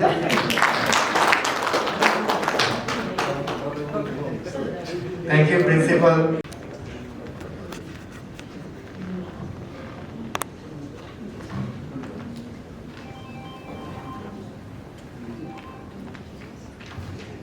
Respected Director Winter, distinguished guests, principals and their representatives from different polytechnics of Northeastern region, representative of Directorate of Technical Education, Northeastern region, ladies and gentlemen. I am principal at Nalbari Polytechnic from Assam. My name is Dr. Hitesh Tawinder. So when I was told to speak about challenges in polytechnic education. Challenges in polytechnic education, mainly what I feel, when I have seen this topic, immediately I was back to 1994 when I joined as lecturer in a polytechnic at Guwahati. So at that time, we had only 10 polytechnics in Assam. Number of seats was around 1400 and number of faculties were very, very sufficient. Faculty teachers, student teachers ratio was even less than 20, 1:15 like that. At that time, life was very happy. And the students who took admission, most of them got jobs in government sector. And that time, actually, challenge was less. Now, today, in 2022, what I feel, challenges in polytechnic education are increasing day by day. First, so we can consider two types of challenges in polytechnic education. One is student-centric challenges and other is college-centric challenges. In student-centric challenges, first, what I feel personally, that when a student takes admission in a polytechnic, first of all, we being teacher, we get difficult.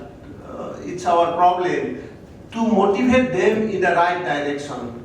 And in my college, in my induction program, I always say that you have joined in this polytechnic, you will complete that 3 years diploma in this polytechnic, and you have mainly 3 paths. One, you can go for higher study. One, you can go for a job. And last one, you can be a good entrepreneur. Just I say this word, but during these 3 years, I don't know how much I am being able to motivate them in the right direction. So in case of job, I have seen that in our college also many campus can come, and most of the students, many students, I think more than 40-50% students got the job in private companies.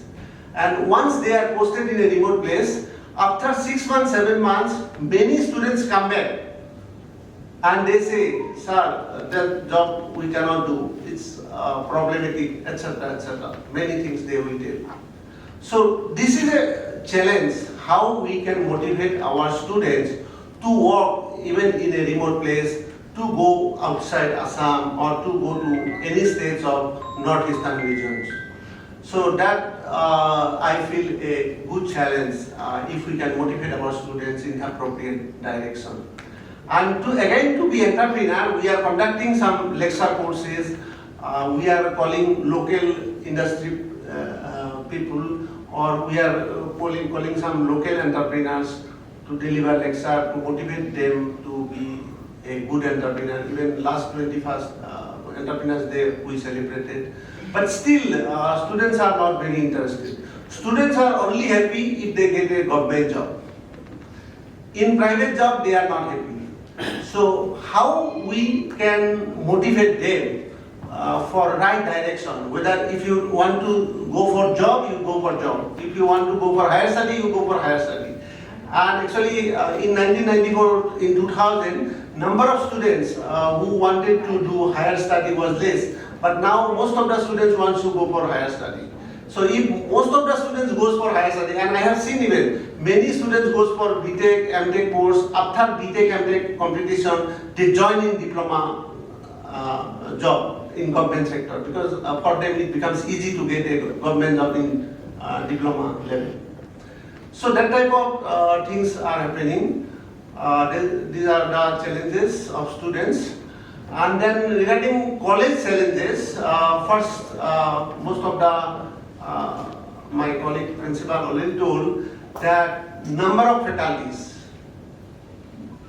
Now, actually in Assam especially, from 2011, I think, from 2011 there is no government recruitment. Government is trying their level best to recruit the new faculties, but due to court case, it's not becoming feasible, possible. So that is why we are running our institute with part-time faculties. One thing, good advantage, as my Meghalaya friend told, that working with part-time faculties is good, but when your faculties, most of the faculties are part-time, then there are lots of issues also comes with that, especially for MBA accreditation. I already told yesterday also that MBA team, actually I was principal in Prince of Wales, and at that time actually we got accreditation of 4 departments in Prince of Wales, and our Rao sir helped us at that time. He visited our college. So that time from visiting team, it was very clear that if there is no regular faculty, even if you give a contractual faculty also, they have to work continuously for 2 years, at least for 4 semesters, I believe. Madam, is it okay? 2 yeah, okay, 2 semesters. Okay.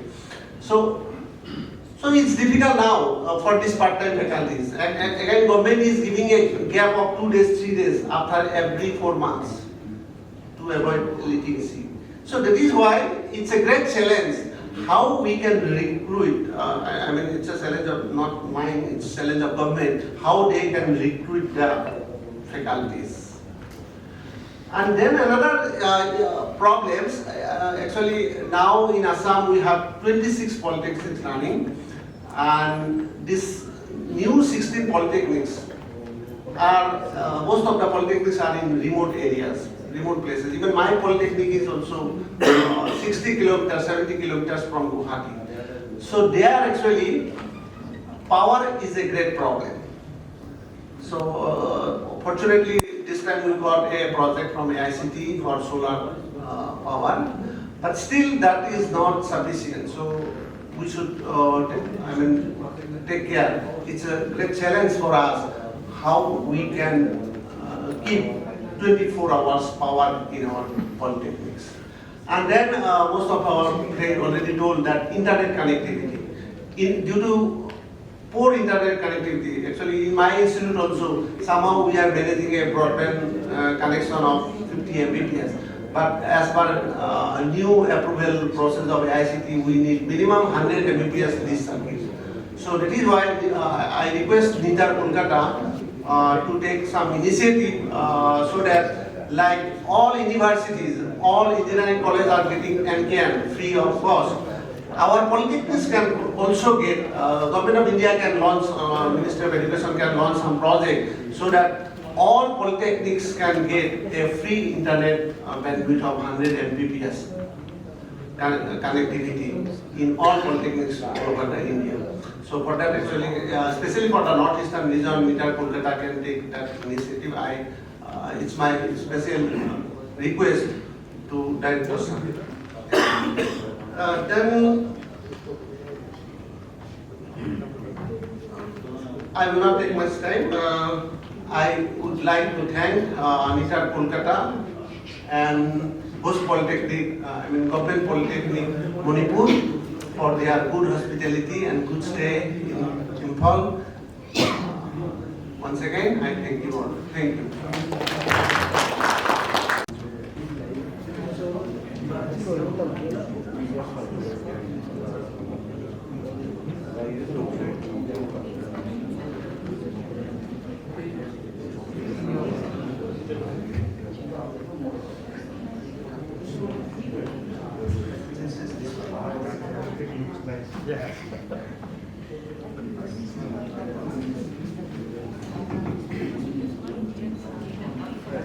Good afternoon, everyone.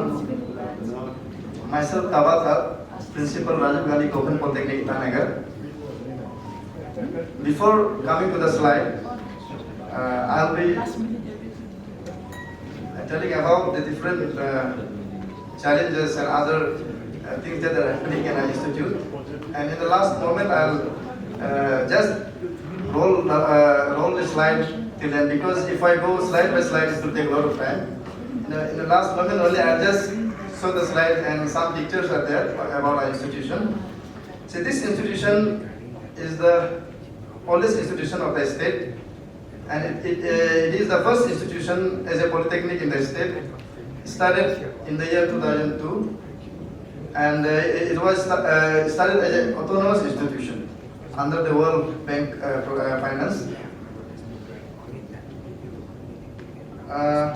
Here in this institution, we used to provide 8 departments, provide different courses in 8 departments: civil engineering, computer science engineering, electrical and electronic engineering, travel and tourism management, automobile engineering, herbal technology, hotel management and catering technology, and garment and fashion technology.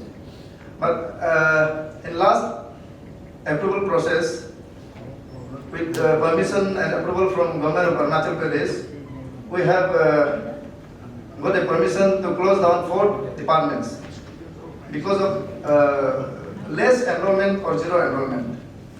And that 4 departments that has been asked for closure are automobile engineering, herbal technology, hotel management, and garment and fashion technology. So this year we have not taken any admission in these departments.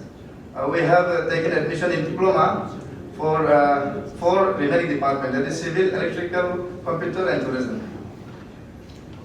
We have attained NBA accreditation in 2 programs, civil and electrical, in the year 2019, and last month only we have renewed our accreditation, and successfully we have got renewed, and we have the certification of renewal also.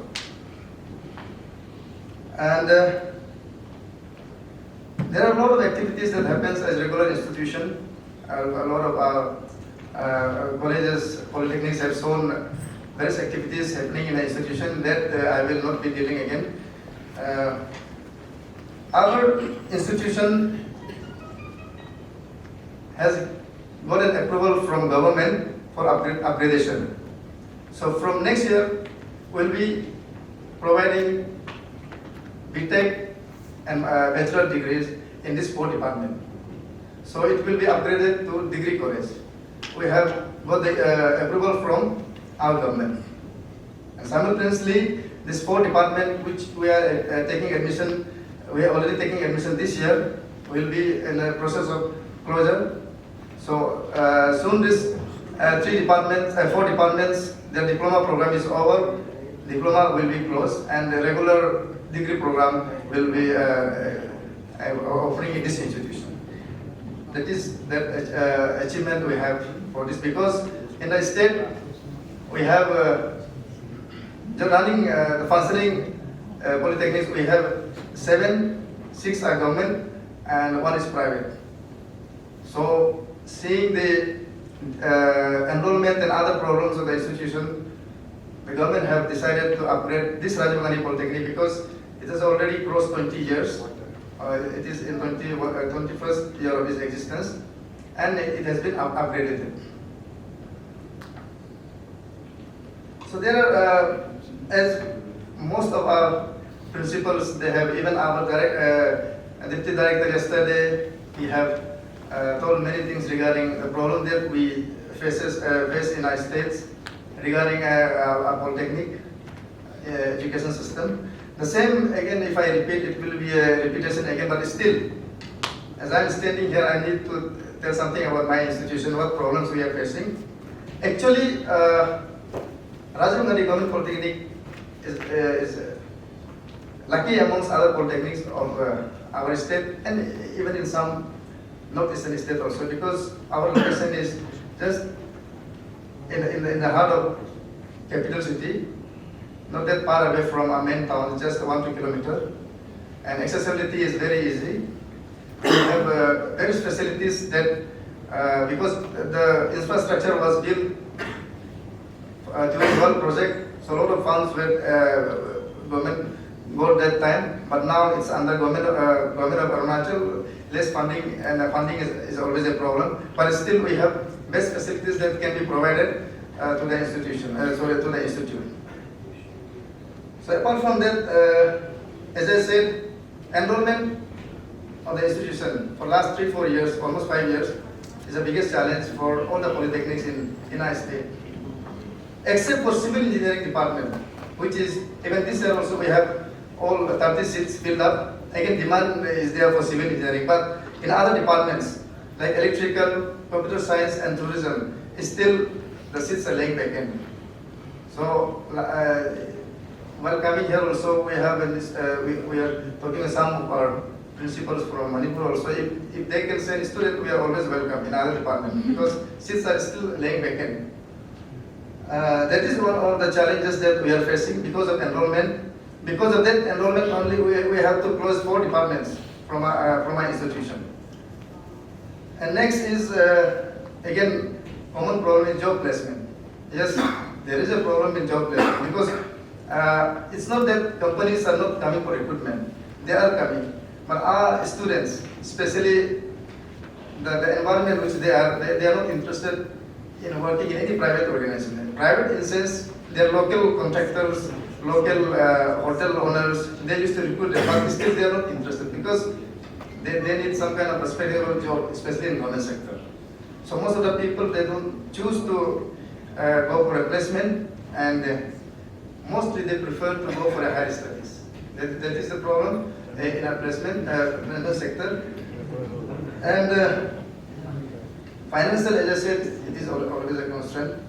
Still we have a good infrastructure, but most of the things which were constructed during 2000 and 2001, some of the buildings are getting in bad shape. So maintenance is required, and new things need to be installed because that time a lot of labs were set up.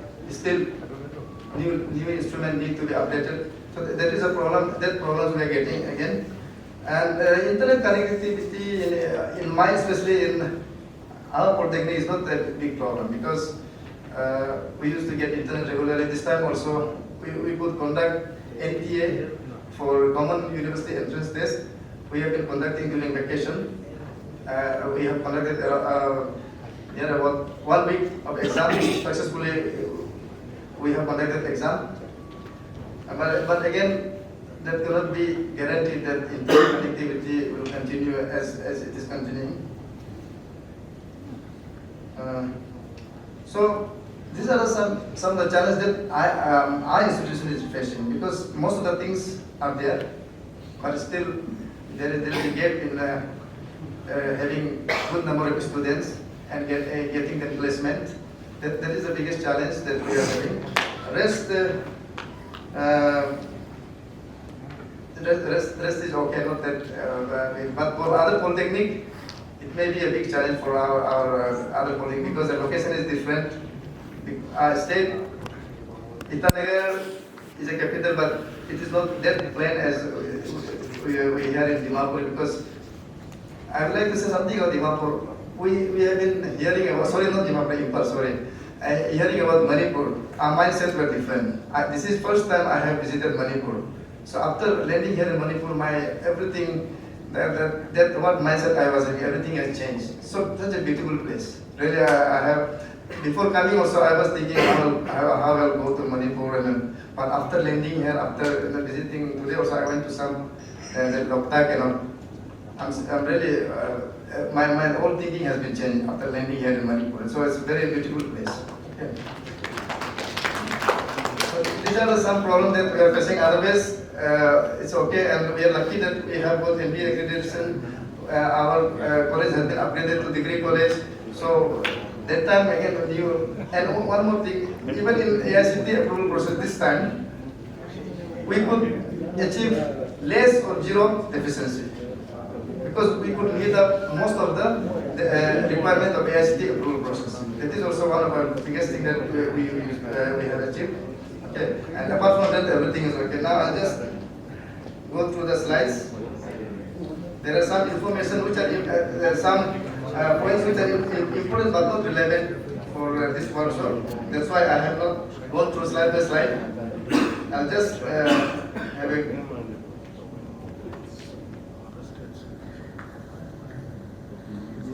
and this is our main building.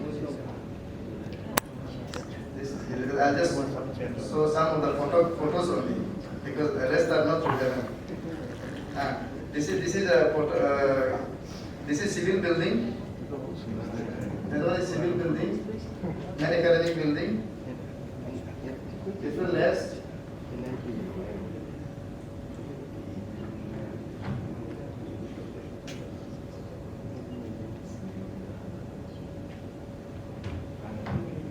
That is girls' hostel, boys' hostel. This is a new canteen. Yet to start, we'll be starting this academic session. Already process is done. The playground. And some of the activities that happens. Our institution is famous for NSS and NCC program. What are the activities happens under NCC program?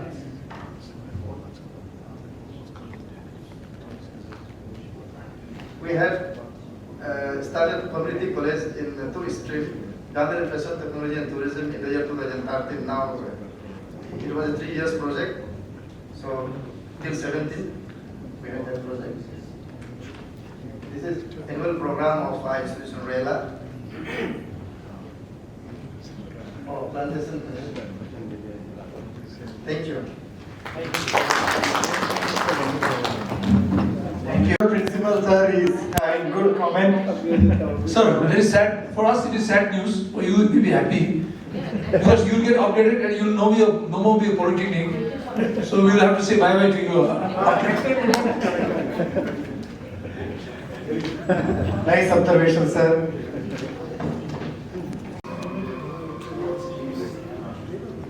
Good evening to all distinguished guests here.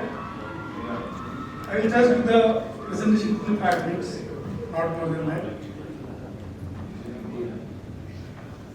So we are located at Dirang. It is the under West Kamen district of Arunachal Pradesh. It's 150 km from Tezpur, and from Dirang, China border is around 150 km. That's Tawang. So this is the location of Dirang town. This is our academic building.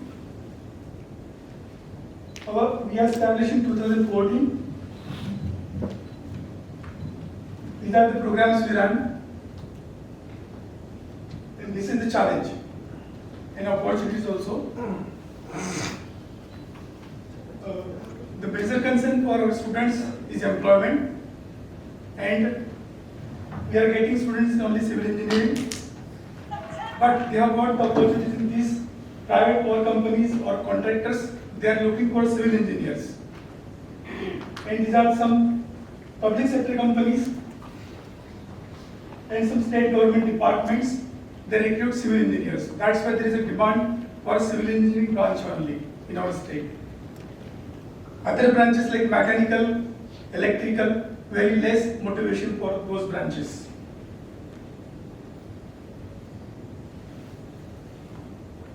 We have developed very good academic environment, discipline, and naturally our location is also very conducive for academic activities. Very less disturbance from all other developments, that is means pollution or the sound pollution, etc. We are trying to achieve that. Through so many, we have got, in all the 6 polytechnics, we have got qualified and trained teachers. We are well equipped as far as equipments are concerned, as far as AICT support is concerned, as far as state government is concerned, because we get a lot of projects also sanctioned like water. We got almost all polytechnics got solar project, then water project of AICT, and internet project also from AICT. And every year state government provides a fund for maintenance, upkeep, and even for equipments, books, etc. So we are very lucky to get all these facilities from state government support or from the AICT also. Our area is 21 acres. Previously it was 100 acres land surrounded by all hills. We got 3 classrooms. Seating capacity is 90, 12 laboratories, 1 workshop, 1 computer center. This is the administrative building, recently established under state government fund. These are the lecturer quarters, and you can see the geography of the place. This is the library building, boys hostel is under construction. This is girls hostel. It is not completed, but for as far as the strength is concerned, it is more than sufficient. We have got faculties, but we are lacking in supporting staff. So faculties are multitasking. They are doing all the works without laboratory support, without assistance. We do not have any sort of support like technical support or administrative support. No UDC, no LBC. Only 1 principal is there and 5 activity staff is there. But we are running activities very, very smoothly without any, and our classes start very smoothly without any lapses. Academic activities are very, very efficient. Internet, this is the major problem. We do not, no service provider is there and nobody is ready to come, maybe private or public. We approach all Jio, Airtel, Vodafone. Sometimes it's very difficult to get the simple mobile service also. So forget about the data and etc. and WPS.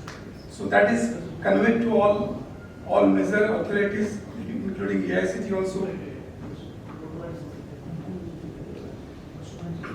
We got 1:8 faculty ratio. These are some deficiencies as far as AICT approval process is concerned. Again, the major challenge is diploma institutions, because in Arunachal also so many private universities have come up, and most of the students, they are going for general education. The general colleges, degree colleges, they are getting 2,000, 5,000 students, but the polytechnic colleges, they are trying to get 20, 30 students also. So this is a gap, and that's why we dream to upgrade. If we upgrade for multidisciplinary courses as far as NP, National Education Policy is concerned, maybe after 10 years or 15 years, then only this huge infrastructures of 6 polytechnics, government polytechnics of Arunachal can be changed. Like Rajiv Gandhi Polytechnic already will be upgraded to degree college. Similarly, if you convert these colleges for multi-disciplines, multi-programs or skill centers, then only we may get sufficient number of students. Otherwise, the utilization factor is very, very less. We are not utilizing the resources created by the government. These are some glimpses.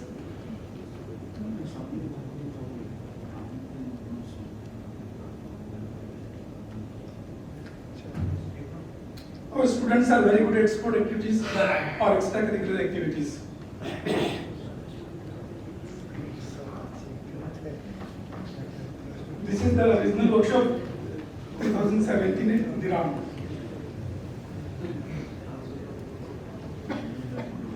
So this is the major challenge, unemployment and low intake, but there is no immediate solution for that. Thank you very much. Thank you, Amit. That is Principal, Direct Polytechnic, Arunachal Pradesh. Thank you, sir.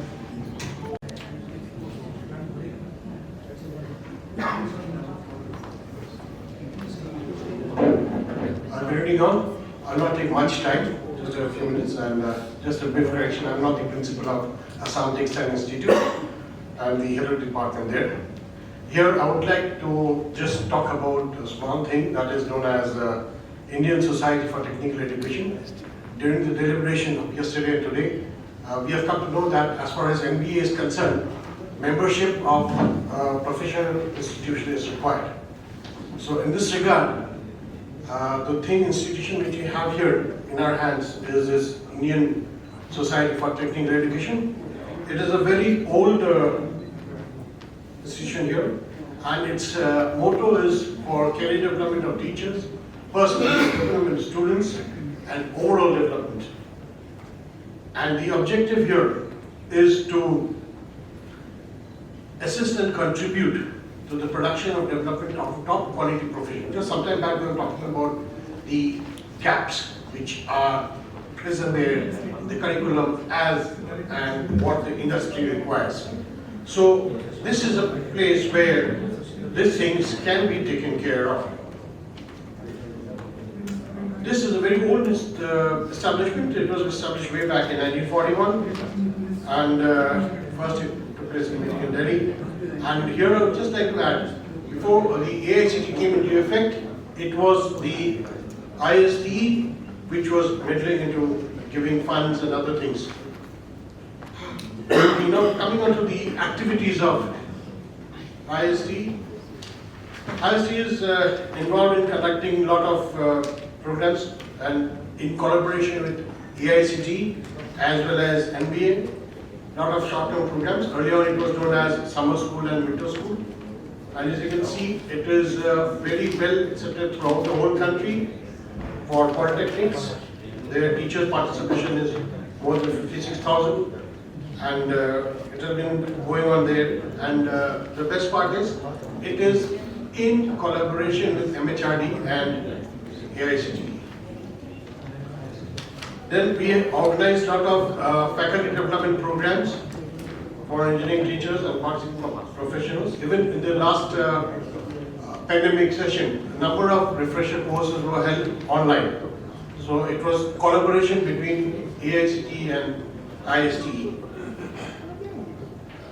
Then we have got a Global Corporate Center of Excellences, exclusively for ISTE institutional members across India. And of course, seminars, workshops, conferences, and things on topics which are relevant to technical education. Then we have the publication of the monthly ISTE newsletter and a quarterly Indian journal, sponsoring of short-term programs, and the national and regional awards. Now here I would like to tell you here is this, that awards is a very important thing, because whenever we award a teacher or a student, it is encouragement. And encouragement is, as one of my colleagues said, that there are three things which he tells a student, but he himself is doubtful whether I have been able to encourage him or not. So this is one small thing. If you give him an award, you encourage him. So now these are the benefits on becoming the member of ISTE, other than which is now in the line of MBA. The other things are here listed below. I just don't want to read it right across. But one particular thing which I want to tell you here is this, that it gives an umbrella organization where the students will brush shoulders with other students, maybe from the region and even at the national level. So this goes on to build confidence. As my colleague from Mizoram said, that their students go out to, they are very good, but they don't know they are good. Right? Same thing as far as my particular institute is concerned, the Assam Textile Institute. There is hardly any employment in the state of Assam. They go out, they work in Rajasthan, they work in Punjab, they work in Maharashtra, they work in Gujarat. And when they go and work there, they compete with the students who have passed out from there. And they manage to get a job there. And the best part is, in the private sector, as you all know, to get a job is easy. But to maintain one, to keep at it, is very difficult. And they've managed to do it. Some of our students have gone up to the post of assistant vice president, general managers. How did they achieve it? Because they are good. So here I would like to second what ma'am said. They are good, but they don't know. And one of the important things here is the communication skill. So here when we IST organizes student conferences and other things, they get a chance to present seminars. So when you are doing it among your colleagues, among your fraternity, then there's no, the shyness and other things comes down. And that goes on to build the confidence. So our students are good, but they may lack in confidence. But if you make the members here, I believe that shortfall will be less. So these are just the benefits and other things which are there listed. It's all there. And as I was telling you, these awards are there not of state level for teachers as well as students.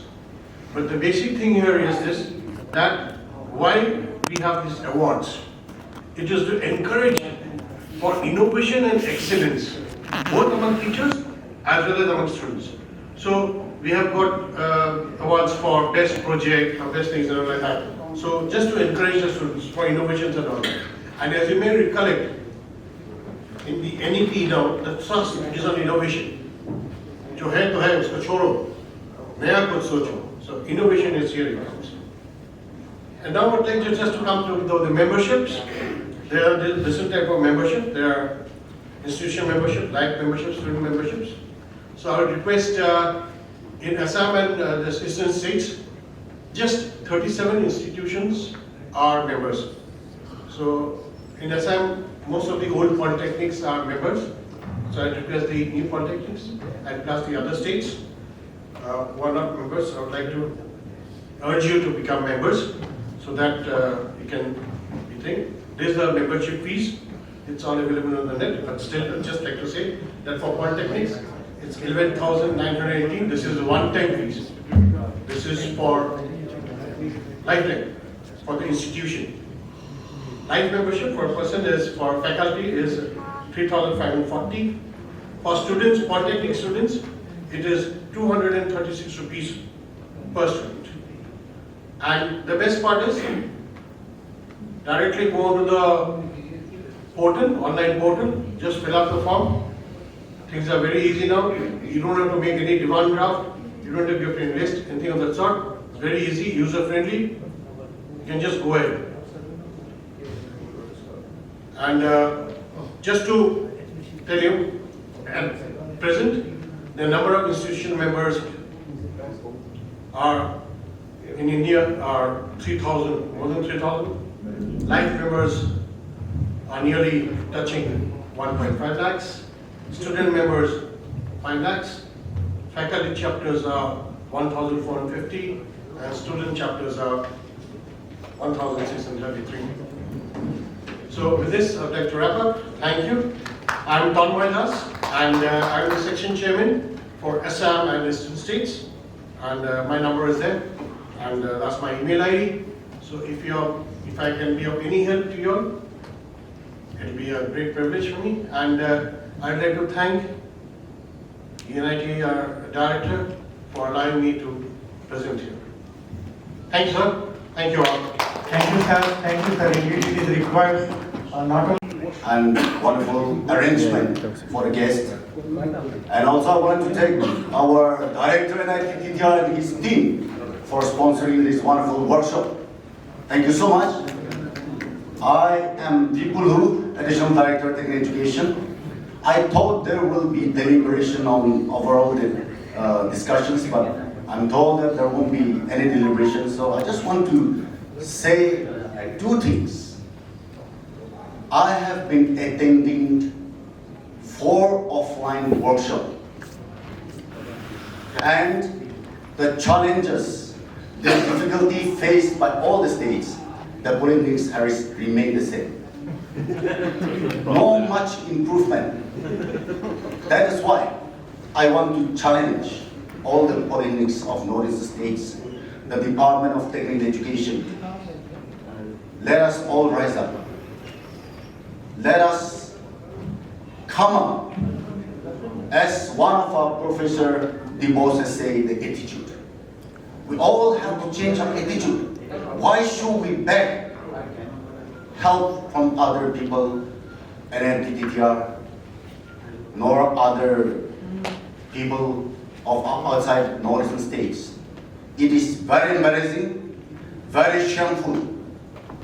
We, at the technical department polytechnic level, we also beg NITTR, other people, our legislators and all will beg Delhi people for fun. It is shameful. How long we will keep on begging other people? That is why today I want to challenge all of the northern states, the Department of Education, as well as the captain of the polytechnics. Let us work hard and change our system, the present status, and we can do it. We are getting our salary. With that salary, with the students, with the system that we take the students and then academic session, everything, with those things, let us come out with something. Let us not look for something which is not available with us from today onwards. And the second thing is, many states, the delegates have made a request to NITTR to continue this workshop.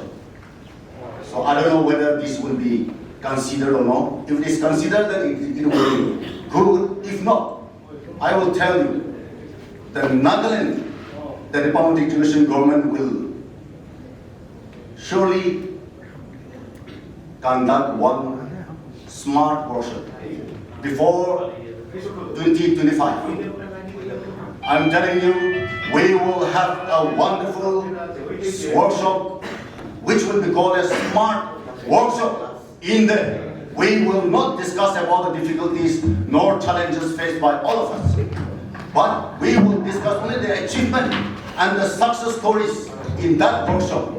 And we will also invite the people who have reached the success level. We will call them to come and share the success story, how they have achieved up to that extent. That is why keep prepared. I cannot tell you the year now, but before 2025, Nagaland will call for a wonderful workshop which will name as Smart Workshop. So you all have to prepare with your achievement. Till that time, you should work hard. At least come with your success stories, and achievement to share in that Smart Workshop. Once again, I thank all of you, and it is so wonderful to meet the new friends, old friends, through this workshop, and these are all made possible because of God, as well as with the help of our NITTR, the visionary leader of director, and also the host states, Manipur. Thank you so much. Nice lecture from your side, and any other?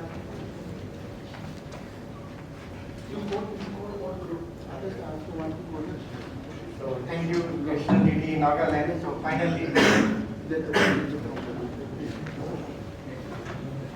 finally we are into the last session.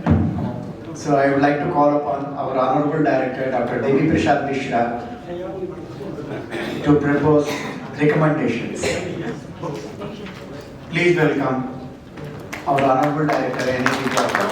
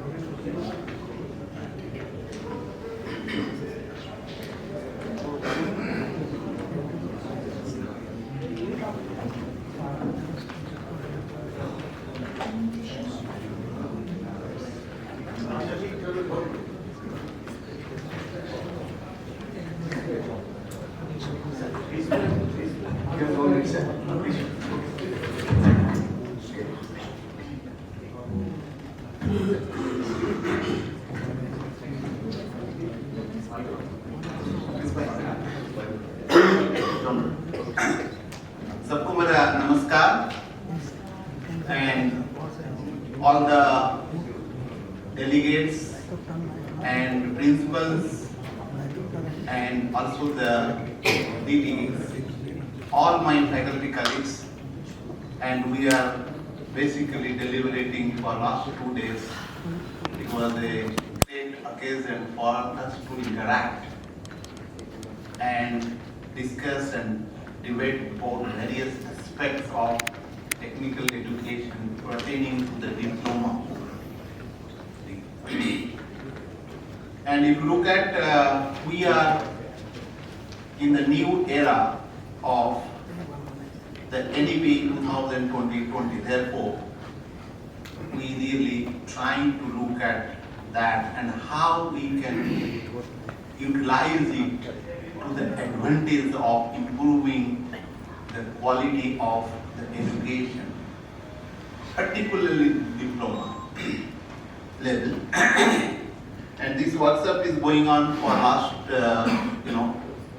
8 years, and this is the 8th one, and we have covered all the northeastern states to my knowledge. Am I right? Yes. Okay. So there is a lot of things have come up. Now, before getting into the things, I would really be thankful to the controller of technical education of Manipur, who was also Professor, the principal Bashan Kumar, and also his all team members. They have done a yeoman service for all of us, arranging this wonderful workshop. And so also my faculty colleagues, and so also the people who have come, leaving aside their family and friends and other things, and also Achin Kumar ji from our ministry, who is the Ministry of Education, was really stayed here, like he's listening to all the things very keenly. And that is a great thing. And what I find with the NEP 2020, that of course some of the colleges are being upgraded, that is Rajiv Gandhi Polytechnic, these things, Arunachal Pradesh. But my personal feel is, when I'm saying this is personal, what I feel, that diploma should exist, so also ITI, so also the degree.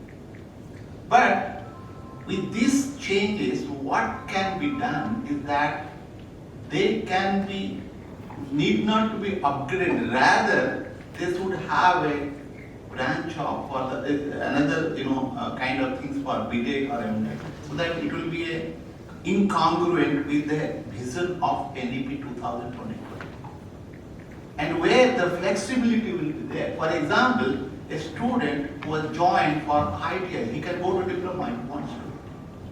So also, diploma can go to degree. So also, the degree fellow can take a diploma and leave. A diploma fellow can take a degree of ITI and go, or a certificate of this thing. ITI can go a certificate. So these are the flexibility system with NEP, and it will be very easier for a institute to do that.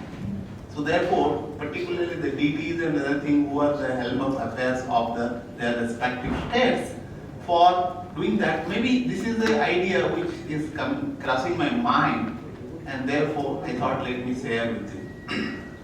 And coming back to some of the things which came, I think what neither KOLKATA can do, or maybe we'll have to strive to work it out, and along with the partnership of all the institutes, like whatever there, and maybe most of the polytechnics are now government. Is there any polytechnics from the private? See, with the new change in paradigm, shift in the thought process, even in NEP, that the differences between the private and government is going to be reduced, maybe gradual manner, because mindset, it will take time. It's not that one day you press a button and it will change. But however, we need to work with that. So therefore, there might be some problems which is very different than the government. they will be also facing problems. So we need to look at their problems as well, because the country is one. After all, they are serving our country in any form or other. So therefore, coming to back, that industrial, student internship and other things, even I was thinking for, how to help them. We are having good facilities. And of course, like we cannot accommodate a very large number of people because they're very tiny organizations. Our institute is may not be managed to do that. But some kind of sample thing we may experiment, like see that how it can be done. This is my process. After going back, we can have a deliberation and see what we can do, what we cannot do. Right. So if you look at this incubation and student entrepreneurship is a very important aspect, which is the whole entire country is going on this thing. Of course, when I was a student also, I had heard about entrepreneurship, other things, industry and academic interactions. When I was a student in between doing, I also had heard. But now it is more prominent and something is coming up. That is the positive part of it. Something is there, looks to be at least industry is coming forward to some extent. And now we should take care of that. And particularly maybe in ITER Kolkata, what it can do, being located in Kolkata, right? We'll have to work for that in such a way that we can also work together with maybe other Assam, other things who are really doing well in connecting with the industrial things and look at how it can be done. So far, this is concerned, right? The training, particularly the industrial certificate, the training certificate for the faculty members, which is going to be a mandatory from the AICT because of this national teacher training program, which is along with the NITTR, AICT is doing that. And we'll have to work for that. Maybe we need your help also in local area, how to design a program for that. This is the challenge. What ITER Kolkata has to do in collaboration with others, industry and also academic, both, because that has to be the. See, research promotion scheme, what I am thinking, of course some of the ideas have come, which is very, because we are having certain kind of research facilities, and how we can help some professors or some teachers who are interested to have some kind of research experience. Of course, one is the QIP program. Here, unfortunately, it is stopped. That is where we are losing the ground. But it could have been a very good leverage for the going forward. But unfortunately, it is, maybe it will be revived, I hope. So for the time being, I'm expecting maybe we'll have to also dialogue with the AICT to see how it can be done. So, therefore, but the other things, what I'm thinking, which is very important, particularly the academic leadership development, where I think, our principles and other things, we can look at it, how it can be done, because that will be helpful to not only for them, but also for us also, to learn from it. Because learning is a two-way process, right? For example, like I have learned from you, and you have also learned from others, that we learn, that is the process. So, therefore, these are the things what I thought can be worked it out. Of course, some of them told that high bandwidth, other thing. That actually is a very different altogether. Of course, I do not know how what we'll have to do, role and play. But however, maybe the consortium, what I am suggesting you, the Northeast Polytechnics or the things can have a consortium, where you can given representation for this kind of things to the either the state government or the central government, like kind of thing that will be helpful. Just for like NKN kind of things, NKN or some support, because AICT is mandatory to have this mega flux for this accredited to get this thing. So now coming back to that, what I feel that this, of course, we are having a number of faculty members who are good in. Of course, you are aware that Professor Subbarao, who is known to you, here then. So also we are having, I think, Ma'am Urmila, you were also involved in this thing, MBA accreditation, and also some another Arpan and also Das Gupta. There are total, like we are having who can help you. So. And we have recently done in a very successful manner in Odisha in a very short span of time, using the minimum man hours. That is the thing what we need. And we also charge some amount for, because IRP generation is a for you also polytechnic. Somebody was telling me in the presentation. IRP generation is a part of all institutions, right? So and.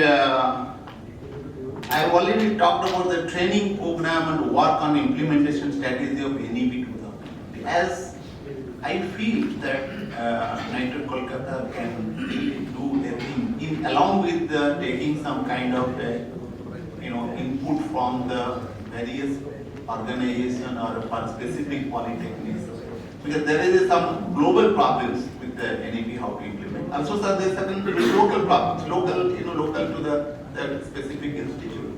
So therefore, one can look at maybe how to do that. Maybe some kind of things we can link up, and we do this. That will be helpful, like a concrete roadmap for the NEP 2020.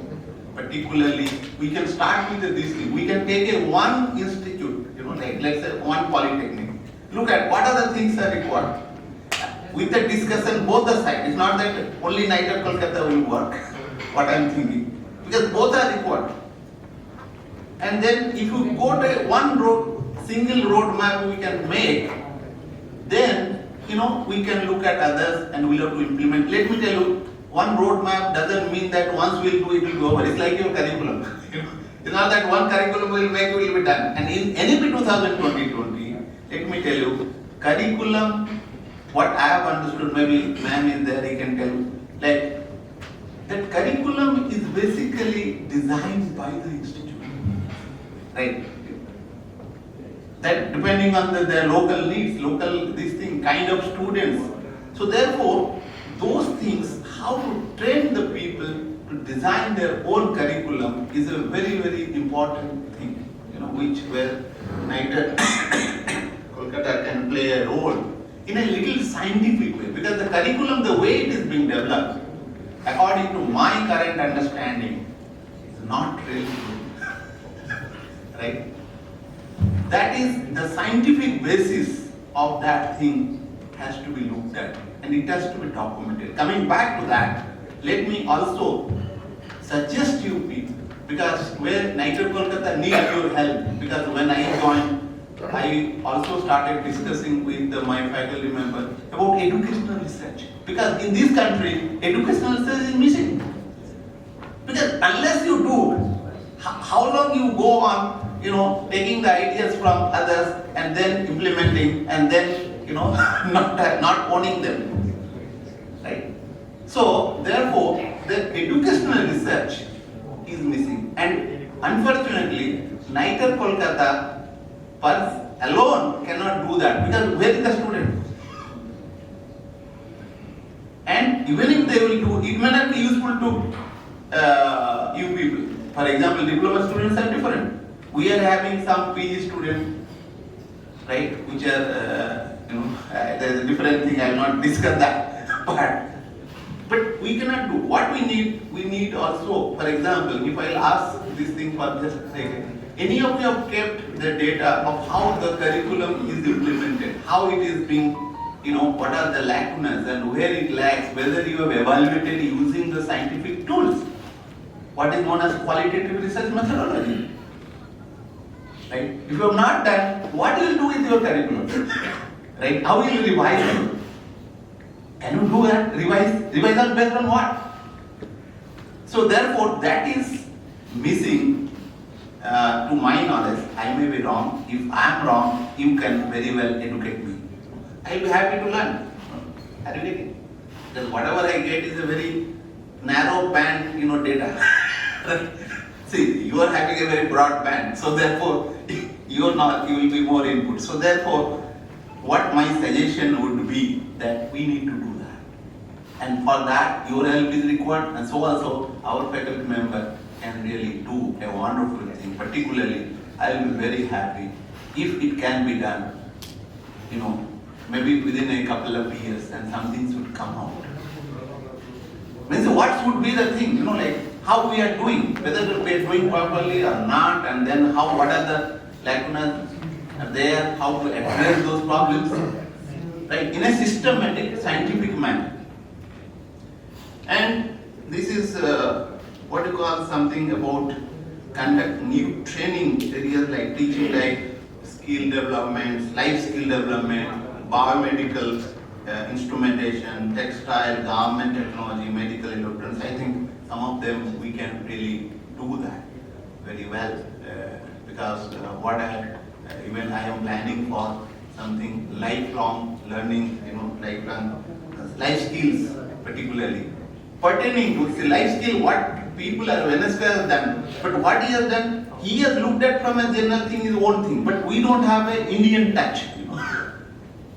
Okay, this is this thing. So I was thinking that way, and I had already have a discussion with one or two faculty members.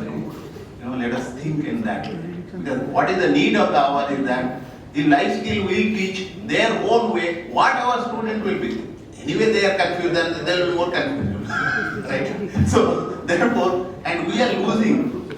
I must also share with you one thing, which it's a pain in my heart. Today, I will digress from the topic, okay? Is it okay? I will digress a little bit, because I can try to connect to that. Today, we are under innovation. Yes or no? No. What innovation? Exactly. That we do not know. What innovation? When innovators came, we know that they are coming. Today, we are under siege, but we do not know. What is that? That is about the cultural innovation. Right? So, that is the thing which we need to look at. If you go to Amrit, era, Amrit Kal. If you want to go, you have to think, what is that today? Today, in my inaugural speech, I told, मेरे बच्चे लोग मेरे साथ नहीं हैं, मेरे बच्चे लोग हमसे बिछड़ गए हैं, बिगड़ गए हैं. That itself is showing that look, we are in trouble. Because what for we will educate, right? That was the point. Exactly. See, that means all this education for what? For my next generation. If they are not with us, where will go? So therefore, coming back to that, see these kind of things we need to relook at in the life skill, which can at least having some food for thought, them to look at it in a way, in a scientific way, in a logical, rational way, not that blind belief, okay? Not that blind belief. And there, teachers plays a very important role. Because as I told, family has gone.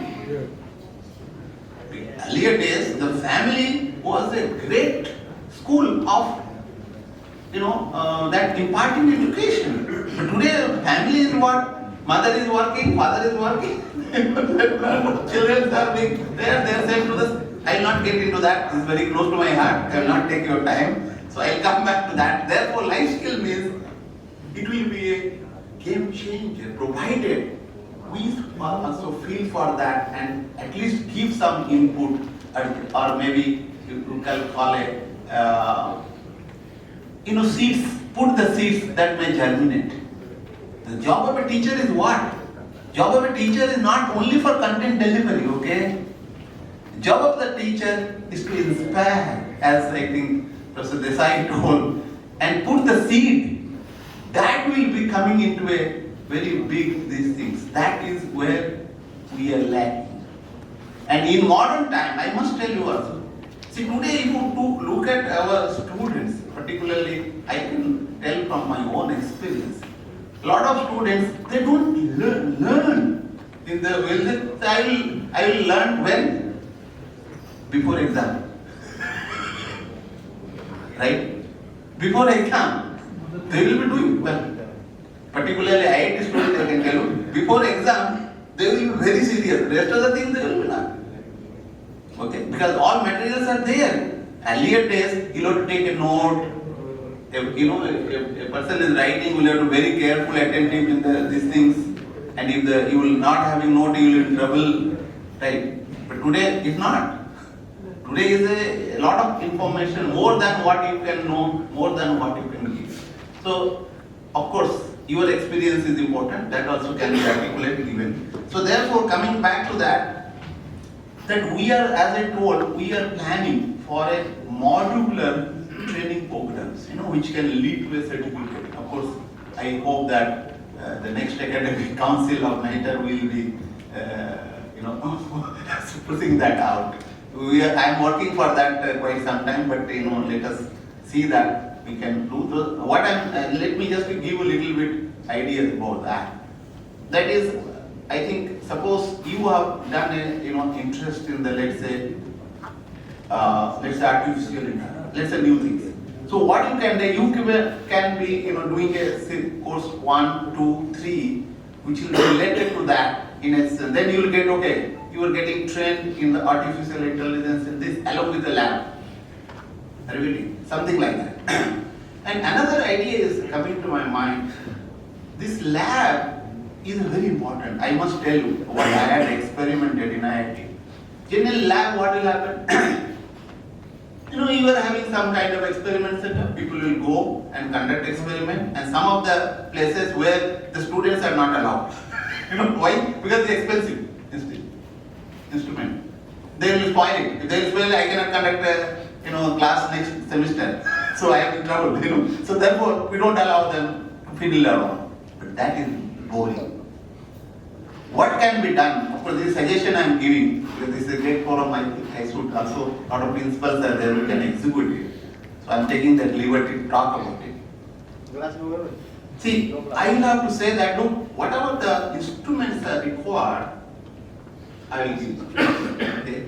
Of course, but both role is a little different, that where the, something lazy is there, you have to go and, but whereas the certain experiments to demonstrate something, I will just give the instrument, look, you do whatever you want. But my objective, I will be giving, look, this has to be done. How you do, what are the things you will have to do. You need not to buy a dabba, box from this thing. Lot of institute I have gone, they just purchase their box from the outside. What is this nonsense? And if something will happen, you have to call that guy to repair. And I have to pay money. See, according to me, engineering education is different. The way we are doing is not. Of course, I'm thinking, I'll have to do some work on that. What should be the engineering education? Of course, when you do one, maybe what should be or what should be. And we don't have anything. If any of you are aware, please let me know, because I am thinking about it. That if somebody has written from his own experience in the last 75 years of independence, that look, according to me is maybe indivisible. Engineering education should be like this. We are having so many teachers. Anybody has written something in a little systematic manner. If it is done, that will be. For example, coming to this, what you call this thing. There are several ways we can innovate, because this is a umbrella, or car. So therefore, we are coming back to that modular training. This modular training, we are interested to do that way, right? So that it will be helpful a person to be. So what is happening in STTP, as somebody told rightly, even in courses semester, I know at least to my knowledge, I may give a grade to somebody, but you ask after 3-4 months, hey, what do you know? Can you tell me what are the contents? This thing is very difficult. But whereas it will be continuously you are learning, and also when you go back and teach that, it became seeping into your mind. Are you getting? So therefore, the training program has to be also little skill based, like some with a lab component and modular. That will be helpful. And beside this, the entrepreneurship and startup, what we are thinking, and maybe it will be helpful for all of you to do that, because this is a part of the at this moment we'll have to. And if we want to develop as a country, then we need to work it on that. And in-house training programs, of course, will be generally we do conduct, but what we are trying to look at is that earlier days it was kind of things, because the free regime is going, so we will be charging a very nominal amount, whatever it is, to start, and we will be always happy. And if there is some kind of a problem with the certain institutes as a thing, we are always free to look at the way what can be. But what my request would be all of you, that what is important that we need to also generate our IRG. That is the thing. So therefore we need to look at it. Or any other points that can be, and also we can help, what I am thinking, for example, you need some upgradation of lab. We can help you in technically, but we cannot help you in financially.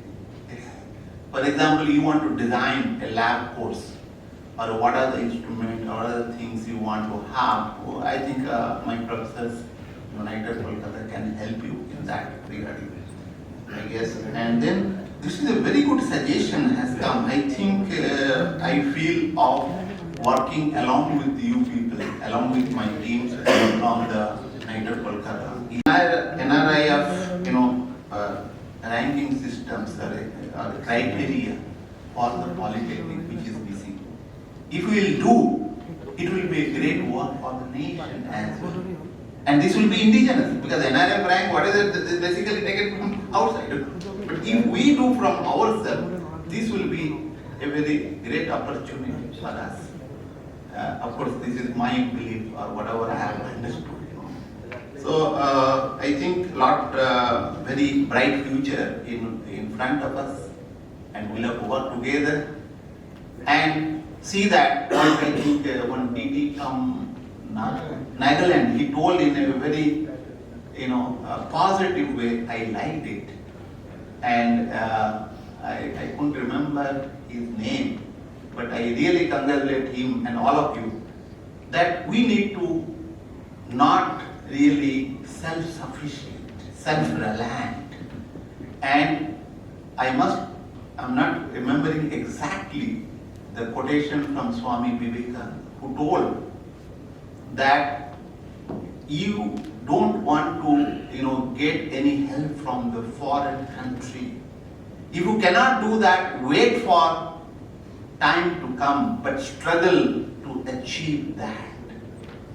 Right? I'm not exactly quoting, but the feeling what was expressed by Swami, I believe in that.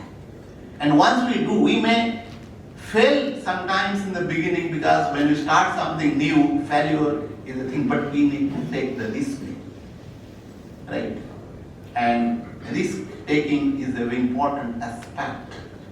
So therefore, I would say that we have a wonderful this thing, and also I'm thinking this workshop, what you call, has to be. I had questions I didn't hear. Maybe there will be some. They will give some input after this. They know, but you should take some input. I would request you to do that, because why I'm saying this workshop is going on for last 8 years. Now, each, you see, you people, I think United KOLKATA, they know, whenever I conduct anything, I always ask, look, aftermath discussion should be there, postmortem discussion, right?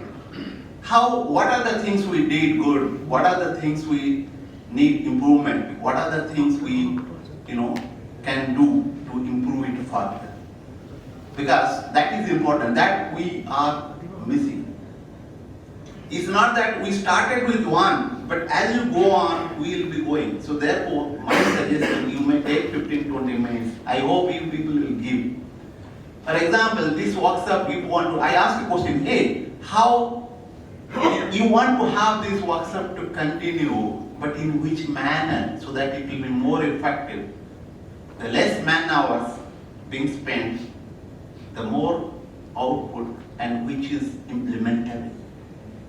How to do that, right? So that we need to, maybe some of you could, tell and how we are going. Because this question I had asked,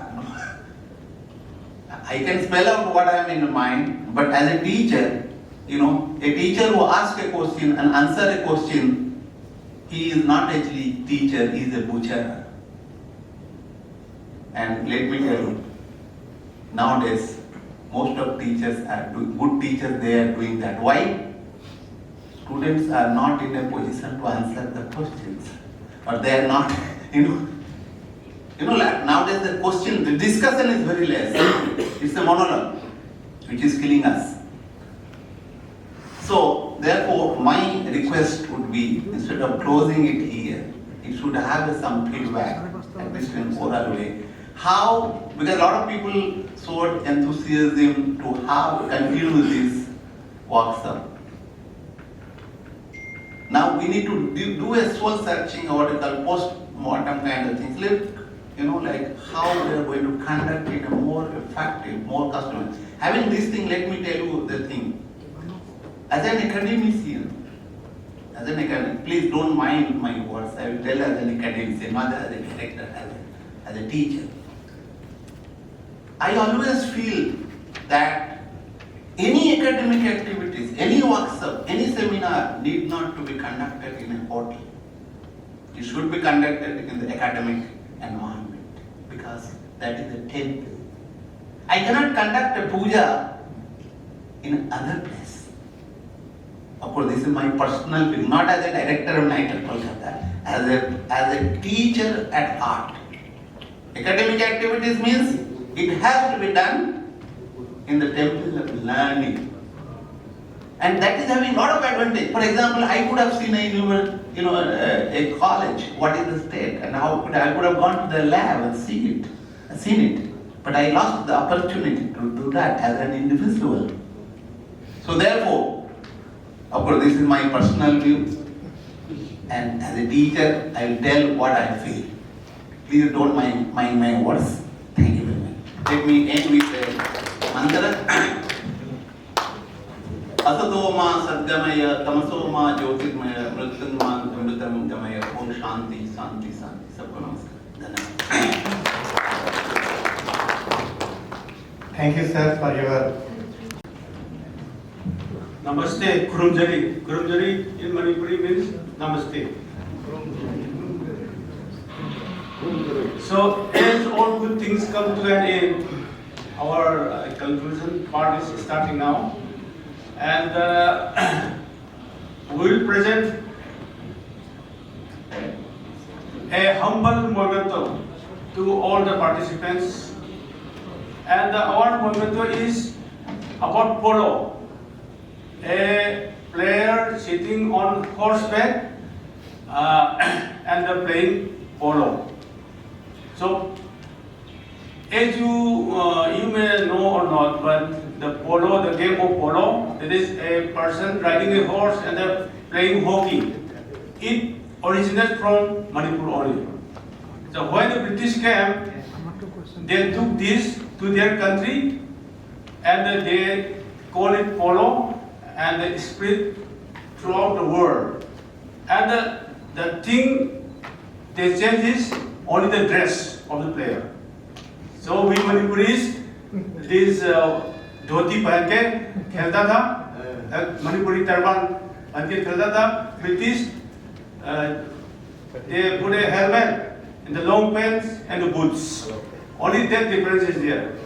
And our Honorable CM, Polo starts from his constituency in history. So he is preparing that particular figure, 150 tall, this figure on top of a hill. So it is almost completed.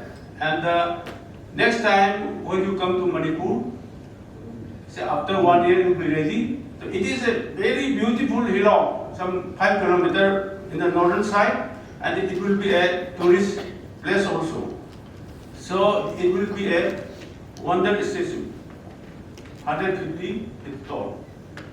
So before the vote of thanks, I will ask all the guests, chief guests, organizing committee, channel professors, directors, principals, all the participants accept this humble gift from the organizing committee. So let us please start from Dr. Devi Prasad Mishra, Director NIT KOLKATA. Please, our staff, please, sir, please remain seated. We'll come to your place. Everybody be seated. We'll come to your place.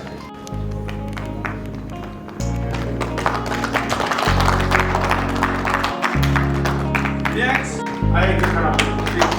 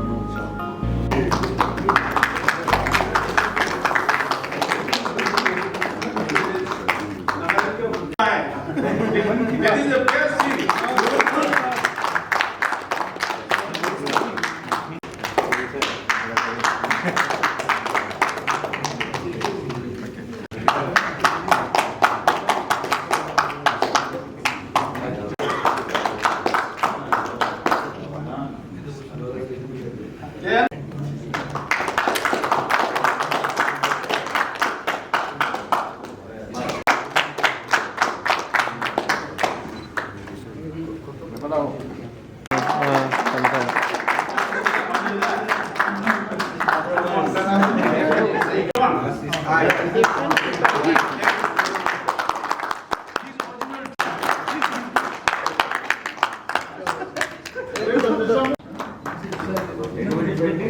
Excuse me. 1 second.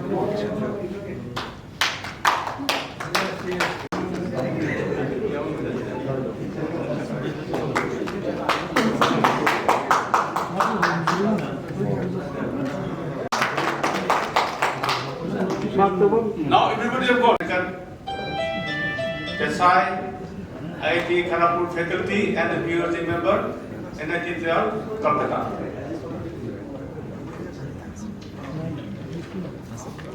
And the next, I thank DOG members of IMPERIAL KOLKATA. Thank you, sir, all of you. Then I thank Professor Dr. Urmila Kaur for coming to here to attend this, and she is also attending all the functions held in Manipur from long back, and is a member of our team just from the beginning. We have relation for very long time, and I also thank Professor Dr. Deepak Bose because we have dealt with him for so many years. And so many years, helped us a lot. Thank you, sir, for coming. Then Dr. Sarkar also came many times and helped in many ways, and for coming here, I also thank him. And the next, I have to thank Professor S.N. Mandal for arranging such a nice meeting here. Thank you, sir. And all this coordinator of this analytical faculties and this minor also, I have to thank because for taking trouble to come on for this successful conduction of this workshop. Then I thank all the Nagaland delegates because they have also arranged one such thing very nicely. I have attended there.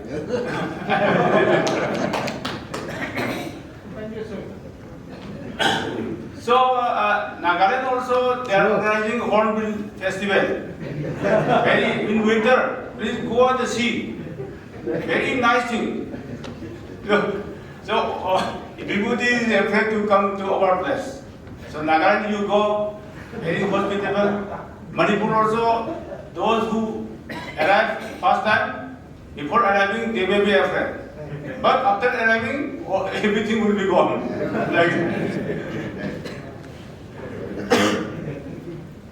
Then next, I have to thank the Arunachal delegates. Then I have to thank Tripura delegates. And the Tripura presently this last 5 to 10 years, very good place Tripura. And Tripura people are very disciplined, and all the roads, everything very clean. I've seen, and in the bazaar and the hotel, no cheating, no cheating. I've seen no cheating. Tripura has become an ideal state in India. This is my observation, maybe wrong also, but I think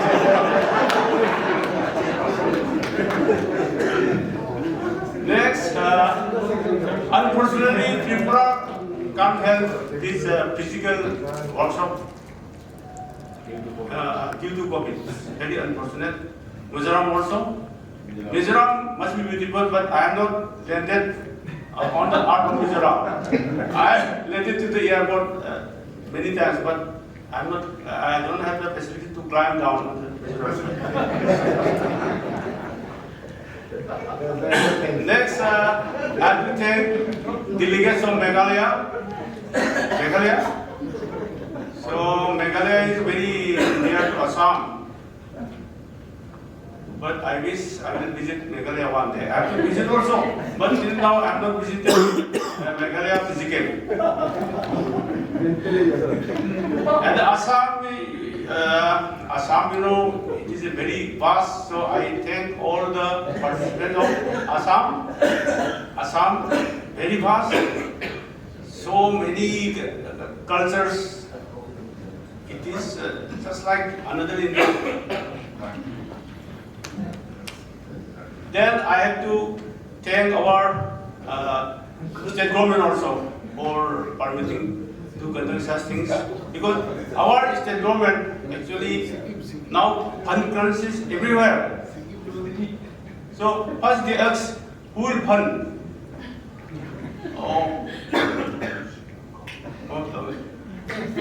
So I say, fund will come from the central government. Then okay, very good, do it.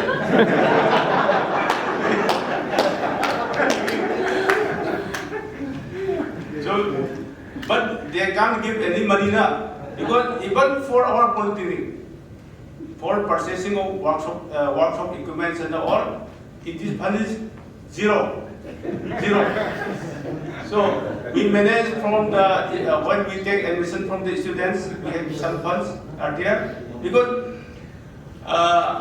we didn't give the speech, because if I talk Man Ki Baat, then the state government will be very angry.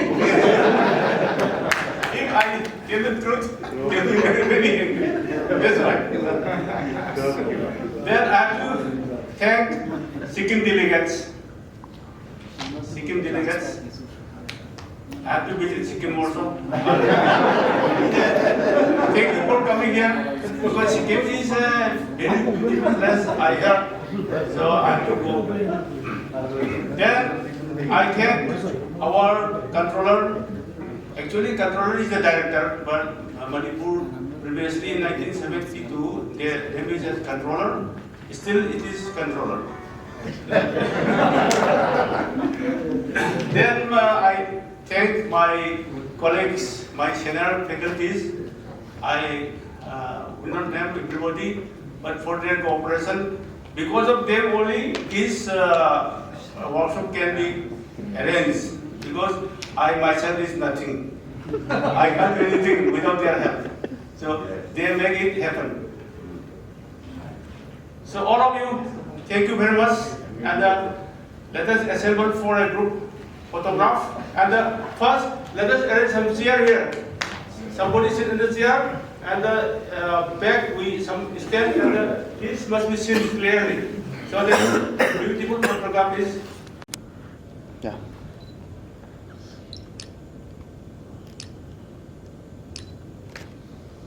Video ka po. Okay. Sure. Excuse me.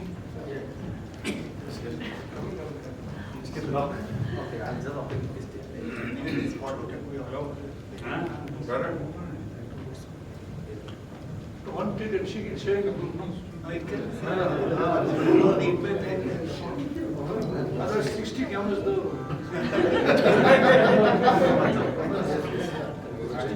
Yeah, ready? 1, 2, Yes. 3. 1, 2, 3. 1, 2. I'm here. One more. 1, 2, 3. 1, 2, 3. So 1, this photo 2, in 3. Tripura. Thank you. So meet you in Tripura. Thank you for your contributing. Thank you. Is over? Thank you. Yeah. Over? Thank you. That's